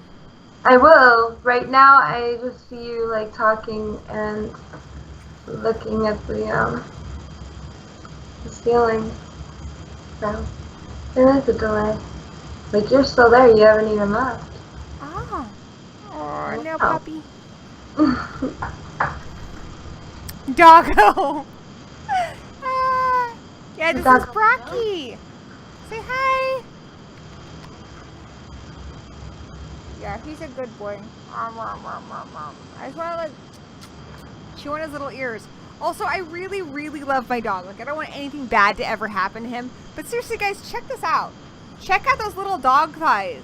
Like, they look delicious. If there's ever a situation where somebody in the family needs to be eaten, I think the dog's going to be the first to go, even though I adore my dog. My dog is like Baxter from Anchorman. The cat is, I think, with Lulz in the other room. And the ferret is asleep. Oh, I have sad news for the Gory Hole. So my fish, John Cena, passed away the other day. Just sad. You're not looking at his dick, Tom Cruise. You're looking at his little dog thighs. His little dog eyes? Thighs. Thighs. Like meaty little chicken thighs. I see no dog, so I must be severely delayed. I'm just going to cover it up so I don't get confused. Aww. Whoa. Wait, do you see now? No, it's still just you. I'm sorry. It's okay. Yeah. John Cena passed. It's really sad because John Cena was my fish. Which I named him that originally because I couldn't John see him. Cena! Yeah. I named him that because I couldn't see him in the tank. And then I hated him for a bit because he ate out my other fish's eyes. And then they were kind of friends towards the end. So now I kind of liked him. And then, but now you know you can't trust him for shit. Well, Al, his little buddy, passed away. And then I got him 2 new little bottom feeders, but I think they came, like, I think they were sick when I got them from the pet store. Because they died within a week of getting them. And then John Cena died, and I feel bad. I feel like it was my fault. Oh, Cena. Now that's just going through my head on I actually used to do that when I would feed him. I'd be like, da-da-da-da, da-da-da-da. Fucking love John Cena. I get so much shit about that in this house, but I love John Cena. Oh boy. Doc had a goldfish named Virginity. He said that his friend was freaked out when he lost his virginity at 14. I had my first fish was a goldfish named Kenny, and the only redeeming part of when he did pass away is I went, "Oh my God, they killed Kenny! You bastards!" It was really sad though. That aside, do you like current horror shows? Like, are you watching The Mist?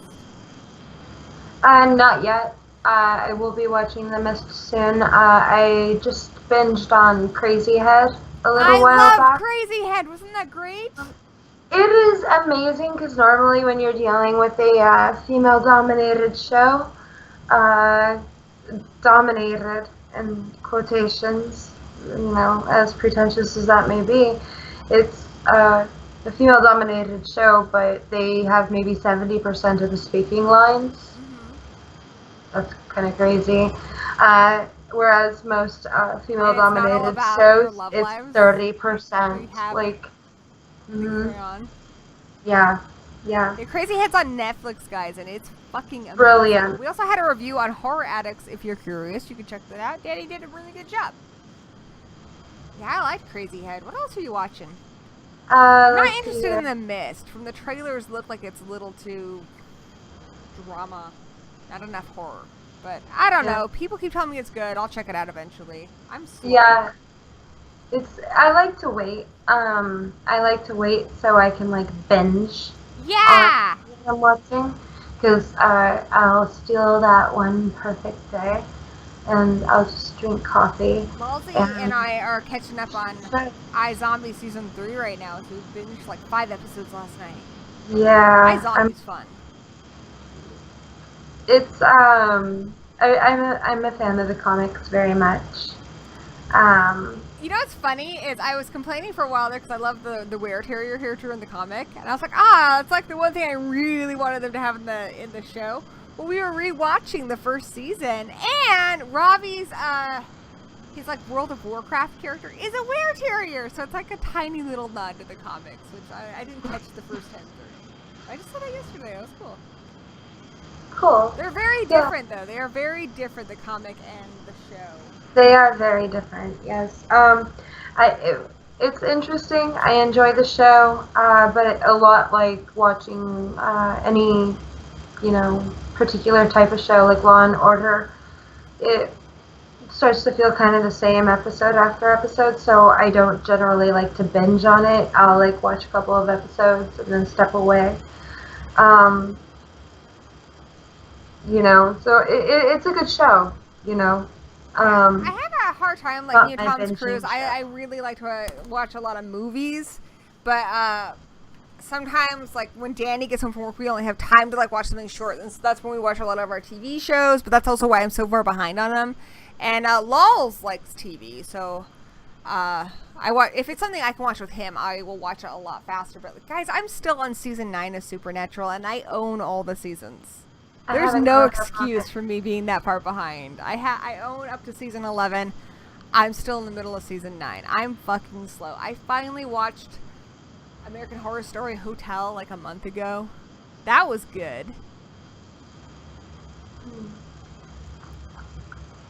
Horror Miser wants to know, Michelle, have you seen American Horror Story? Which I just mentioned. Mm-hmm. Do you like it? It's a show that is on television, and I really like Jessica Lange. She's great. I watched it up to Hotel, and then as far as I am. I finished Hotel. I haven't seen Roanoke yet. Yeah, I may come back to it. I'm not sure. Did I call Someone wanted to know if I introduced lulls to classic Halloween cartoons like the Great Pumpkin, Charlie Brown, and Bugs. He hasn't seen any of those. He has seen Witch's Night Out, which our friend sent us, and he has seen Monster Party. I mean, he's seen a few, but mostly when I introduce lulls to horror, he and I will watch a lot of old, like, black and white films. So we recently started watching the original Fly movies. He loves Vincent Price, so anything with Vincent Price in it, I can sell him on pretty easy. Like House of Wax he liked. But yeah, Vincent Price is an easy sell for him. And he loves Psycho. He loves things with a mystery in it. So we watch a lot of, like, that kind of stuff. Very cool. It's I enjoyed the Exorcist series up to its later. What was that? I heard there was like a big twist in it. What was the twist? Tell me. Oh. Tell me. I haven't watched it. I don't like. Okay. Well. I need the spoilers. Okay. So. All right. This is a spoiler zone. Mute it if you don't want to hear it. Go to the bathroom if you don't want to hear it. That's right. Go get a drink. So Linda Blair, guests in it, and she plays. She does? Yeah. That's so cool. She guested on Supernatural. She's Reagan's mom. And Gina Davis is playing Reagan. Right? Huh? So Gina Davis plays Reagan in it. All grown up. All grown up? Okay. Yeah. So Reagan's actually in the show. Mm-hmm. It's Gina Davis's character. That's cool. Yeah. And okay, I need to watch it now. All right. Yeah. You told me that's enough. I'll watch it. You don't want any more spoilers? No, that's enough. Sure? I'm good. Good. It's like one season so far, right? She asked for spoilers. But I'll stop now. Because consent means everything. I just recently watched the Omen series that is canceled. They only had one season. And that wasn't too bad. I didn't watch that. I liked how it tied into the movies, but it wasn't really, I don't know, it wasn't all that great. So I heard about The Exorcist not long after that, so I was like, I'm not in a big hurry to watch that. But now I'm excited to watch it. They discovered the devil was Old Man Johnson the whole time. Happy! I would I would love, as far as the TV shows, someone mentioned earlier, like an H.P. Lovecraft show, that'd be cool. I never watched the Constantine series. Someone just mentioned that. I don't know. I didn't really watch that one either. I don't watch a lot of TV, but I would love, like an R-rated Scooby-Doo. Like, what do you want to happen in that? Have you been reading the Scooby-Doo Apocalypse comics? Like, they're dark. No, I haven't. Are they good? Yeah, they're good. They're really dark, though. But, like, actual, like, murder and shit. Like, I've wanted an R-rated, like, dark Scooby-Doo for a long time. They tried to do it with Sunday Morning Massacre, and it just didn't quite work. I'm really excited. And, again, I know you guys have heard me talk about this a ton, but Meddling Kids comes out next week. Fucking A, I'm so excited. But it basically is Scooby-Doo for adults. It's like this group of kids solved mysteries and shit together when they were kids, and then something really bad happened that it divided them as friends and scared the fuck out of them. But now it's back, and they're bounding together with their dog to, like, actually take down. So it's kind of like Scooby-Doo meets It, but oh my god, dude, I cannot wait to fucking read this book. I'll check out the comics. It's gonna be cool. Oh yeah. So, H.P. Lovecraft is an anthology where H.P. is also. Ooh. Okay. Both of those would work, I think. Yeah. R-rated Scooby-Doo would be like they hunt and kill monsters. Well, I think if you did an R-rated Scooby-Doo, like, I think it'd be cool if it started off as, like, they were uncovering these people who were, like, serial killers, like, like serial killers who wear masks and stuff, and then revealing who they are, like, solving the mystery, revealing who they are, but, like, having the crimes and stuff be darker, like, Like, instead of like old man Johnson, you know, dressed up as a clown or whatever, like having somebody like the Collector on. Like, can you imagine if they were unmasking characters like, you know, Jason Voorhees style characters, like really dark characters who were like mass murdering tons of people. And then they would catch them and unmask them at the end. And then it would be cool if eventually if it delved into like they actually found like a real monster, which is kind of what happens in Meddling Kids, is they actually find something real from what I understand, and it's too much. Huh. Oh, what is that? What did they say? Oh, or I don't know what part you're looking at. I'm trying to keep track. It's not good for your ADD, is it? Having the chat and then me talking to you. There's so many things going on. Why do you make everything sound like so like you make everything all like kind of sexy, like sassy. Like you could be like, I went grocery shopping today, and then you do like the little eyebrow thing. Like I talk about grocery shopping and like nobody cares, but you could do it, and then people are like, oh hey, tell me more. What did you do? No. No. I don't know how to do the things. You are doing the things. Okay. Well, Shaggy says Zoinks? Why the fuck not? I think you could. I think it would be cool. Let's see.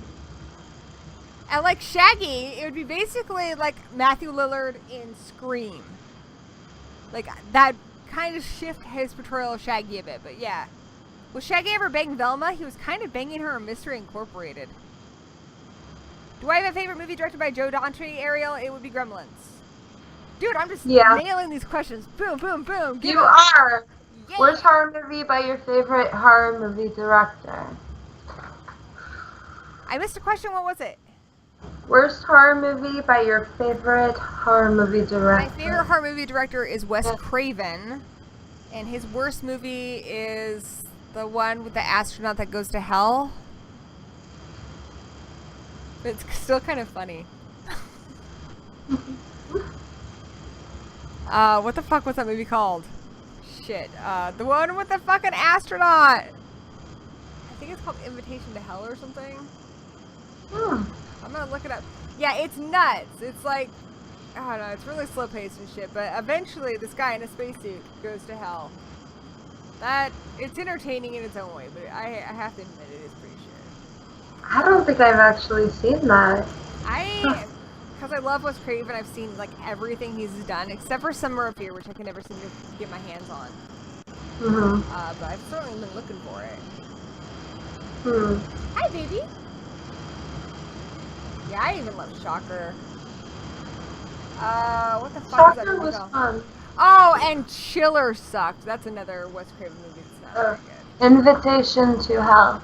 Invitation to Hell and Chiller. Yeah. Not so good.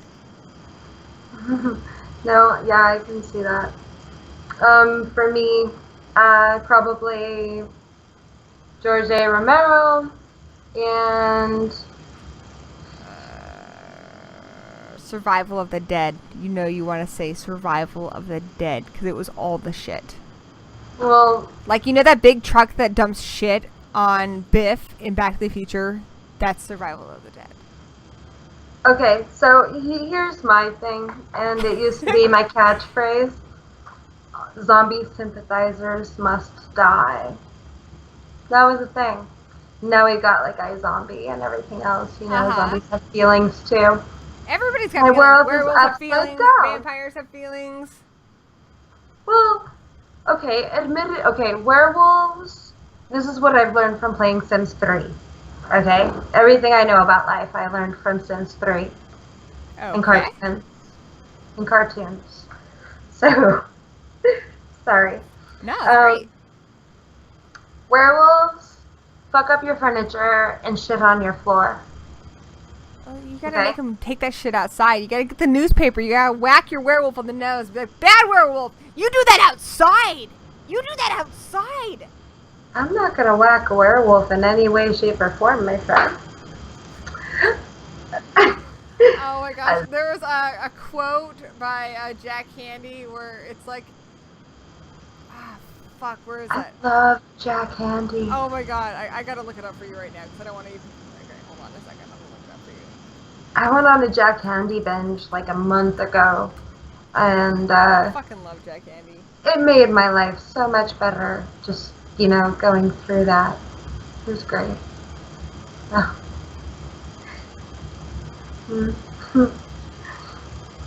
Worst George A. Romero movie would be Bruiser. Yeah, yeah. It's for me. I kind of had an issue with some elements of Land of the Dead.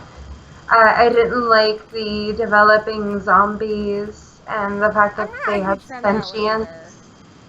It's but I love John Leguizamo. You know what I mean. So it's like, I still enjoy watching it occasionally, but it's not in my regular rotation. I go through zombie films quite often. It's one of those things where I've always been kind of prepared for it, but also, if it happened, I would hope that I would be prepared enough, and then I wouldn't have to pay any bills. That's lack of forethought, because, the bills are for the convenience of, having your food, housing, and not being eaten by zombies. Mm-hmm.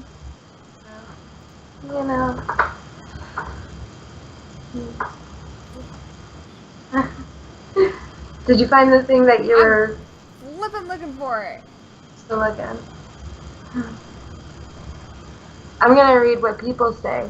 Do it. Now I want to watch The Howling. I love The Howling. Oh, I love The Howling so much. So good. Best horror makeup artist? Tom Savini. Tom Savini is amazing. His skills are incredible. And then, of course, you have John Carl Bueger, who is a phenomenal makeup artist. Of course, Cleve Hall. He's Emmy Award winning for the Ogata Gaba. Okay, I found it. Because I actually had it on my Facebook page, because it's that good of a quote. Okay. Most people are really scared of werewolves, but I bet if you saw one crying because the other wolves had made fun of him, you'd probably feel sorry for him and try to pet him. That was my first mistake. Fucking love that. That is awesome. Alright, continue. The things. Which things? The things you were saying, dude. Oh, balls. My mind wandered. I'm like looking at 3 different things at once, so I'm a little... Oh, the list of things. So werewolves would be a problem. Mummies would be a problem, but mummy is kind of like a zombie, except for they don't eat brains. Zombies are definitely a problem because, it's unsanitary. So, in the end, fairies are cool unless they're assholes. And I only like fairies if they're assholes. I do not want... No way, dude. They play... I only like fairies if they're kidnapping people. Holy shit. I think I'm paused something. I only like fairies if they're kidnapping babies or killing people. Beyond that... I only like fairies if they're killing babies and kidnapping people. No, they can kidnap babies and kill people.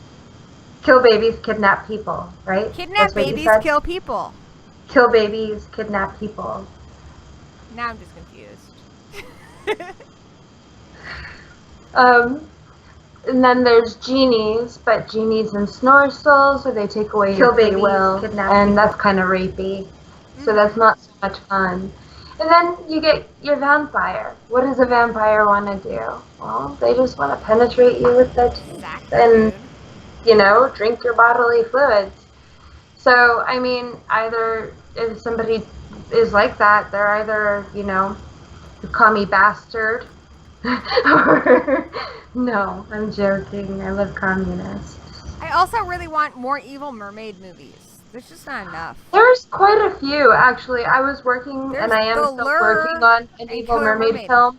There's a few right now that are in the potential of being made. Where are they? Or, some of them I don't know their names. They've got, project code names with them, and if they hit their funding, then they'll be released.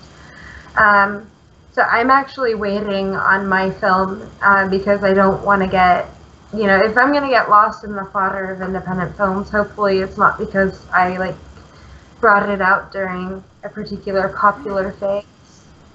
So that it's just ignored on its own merit. So, sorry, it's, I have a lot of depreciating jokes. It happens. I think everybody does though. Kill people that kill burgers. Killer snake ladies, like in Lair of the White Worm. There's not a lot of those either. The Golden Child. Kind of, but she just, yeah. There needs to be more of those. You are right. That's so correct. You're brilliant. Well, Mr. Shadow brought it up, so he's brilliant. You're brilliant. Good job, Mr. Shadow. Yeah, well done, Mr. Shadow. My dog is so cute. I'm distracted by dogginess. Come here and love me. Love me. What was the last movie you watched? Just out of curiosity. Me? Yeah. Oh. The last movie I watched was... Well, I have to think. I binge watched Glow recently. Was that good? So fucking good. Dan is a wrestler, so like we've been kind of looking forward to watching that with him. I think you guys will enjoy it. Nice. There's enough in there for you to be able to like kayfabe the fuck out. Yeah. And it's so good, and it really does pay a respectable homage. When it first starts out, it's very geared towards like the male gaze, but it makes perfect sense. And then as it goes on, it just delves a lot deeper. Yeah, I am actually really excited for the next season already. But the last film that I watched, fuck me. I'm trying to think of like what the last film was that I watched. Did you see the new Mummy? No. Monty wants to know. I haven't seen it yet either. Yeah. You saw the one with Tom Cruise? Yeah. What'd you think of it? Oh, the last movie that I watched was Spider-Man Homecoming. Oh, dude, is it good? I want to see it so bad. So fucking good. It's so good. Yeah, it's worthy. See it so bad. I haven't seen Hiss yet, but I hear it's good, Mr. Shadow. I have seen which is like the most awkward title to ever like talk about. Right, but dog does not like me putting ribbons on him, apparently. I would love. It says there's not enough evil fairy films. There aren't. Yeah, there really aren't, are there? Nope. No. I also would like a killer unicorn film, like where it's like impaling people with a Oh my sword, gosh! like how it did in Cabin in the Woods, but a whole movie is that. Yeah. Right? Yeah. Like, I don't really like a lot of fantasy stuff, but if they're killing people, then I will make exceptions for just about anything. Oh, okay. So I have it's a fantasy trilogy that I suggest every chance I get. And it was written by Meredith Ann Pierce, the heavy influence on me growing up.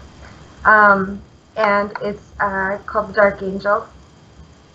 And it's the Dark Angel trilogy. The first one's Dark Angel, the second one's Gathering of Gargoyles, and then the third one is Pearl in the Sea of the World.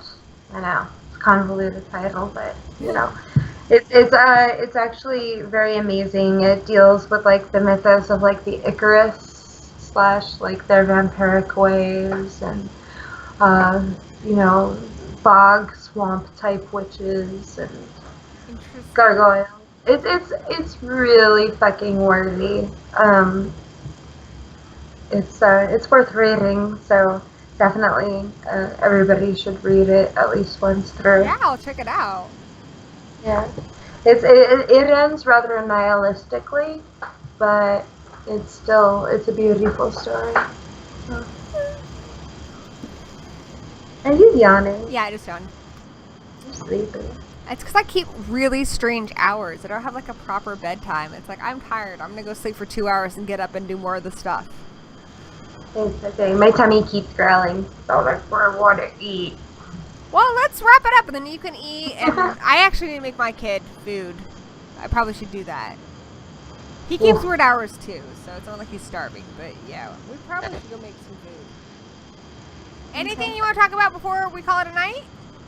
I actually will be crowdfunding very shortly. I'm going for a modest budget. The modest budget would cover a hand puppet show short film. And if we go past that goal, then it might be actual puppets. And if we go past that goal, it'll be puppets and people. But I love puppets. There needs to be more stuff with puppets.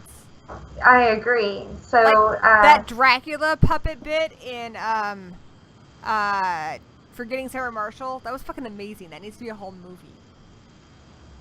More puppets. Anyway. Oh my god, they did a Manos the Hands of Felt puppet movie. Yes. Anyway, I interrupted you talking about puppets. Go for it. I just got excited. Okay. No, it's okay. So I will be crowdfunding for it soon. It's actually a Z-Monster specific short for next year's Horrors of the PNW. And it's called Just Another Antichrist. And it's about Z-Monster going on a date with a priest. Oh my god, that sounds amazing. Did you make the puppets yourself? Yeah. The puppet. Puppet? Yeah. You want a puppet? Yeah. It's, it'll be in live action except for when it goes to the more pornographic type stuff. It'll be going to puppets. Pornographic puppets! You've sold. Take my money. Take my fucking money. So you help me spread that out, and everybody who's watching. Absolutely. Shoot us a link on grateful. Twitter. Twitter's always the best way to get a hold of me, but shoot me a link on Twitter, and I will share it through all of our social medias. And I don't know. Hopefully that'll help. But of course, we'll support it. So. Yep. Absolutely. And where can they check you out? I know in the description I added your Twitter link and your IMDb link. If you guys want to check that out. Yeah, Michelle Nessk, and then also Instagram, also Michelle Nessk, and Facebook I go by M Nessk because, you know, I wanted to sound fancy, and at the time when I thought of it, I was originally published as M Nessk instead of Michelle Nessk, and I got more work that way because the M was, you know, they didn't know whether or not it was male or female, but then I work with different publishers now. We're happy to support female writers, so and I'm also very happy about that. the Reverend Hagen, who is on Scream Radio, which is all horror all the time. They're on Twitter. They just got started. My friend Tracy just started that up, and it's awesome. He would like to interview you for that, so get in touch. Okay. Yeah. Come say hi to me, and yeah. Reverend, shoot her a message on Twitter. Her link is in the description. Or you can always message me, and I will send you a link. Definitely. I am definitely happy to talk about the projects that I am doing. Just feel free to come say hi, approach me, and tell me why, and yeah, we'll do the thing. All the things. Well, I have loved hanging out with you and talking to you because, you know, we go way back anyway. You're good people. I'm a cool guy. You're pretty awesome. So thank you so much for joining us, and thank you to everyone in the chat, Doc, the Reverend Hagen, Horror Miser Monty, all you guys. Thank you for joining us, Mr. Shadow. Appreciated you guys watching. Appreciated Michelle joining me. And I will see you guys next week, Saturday at 8 p.m. for another Ghouls Night Out. Next week is Homicidal Homemaker and Mandy Northwest, my very first animated guest. So don't miss that. Talk too. Yeah, thank you for being so nice to me. I adore you. You're easy to be nice to. Hey, good night, guys.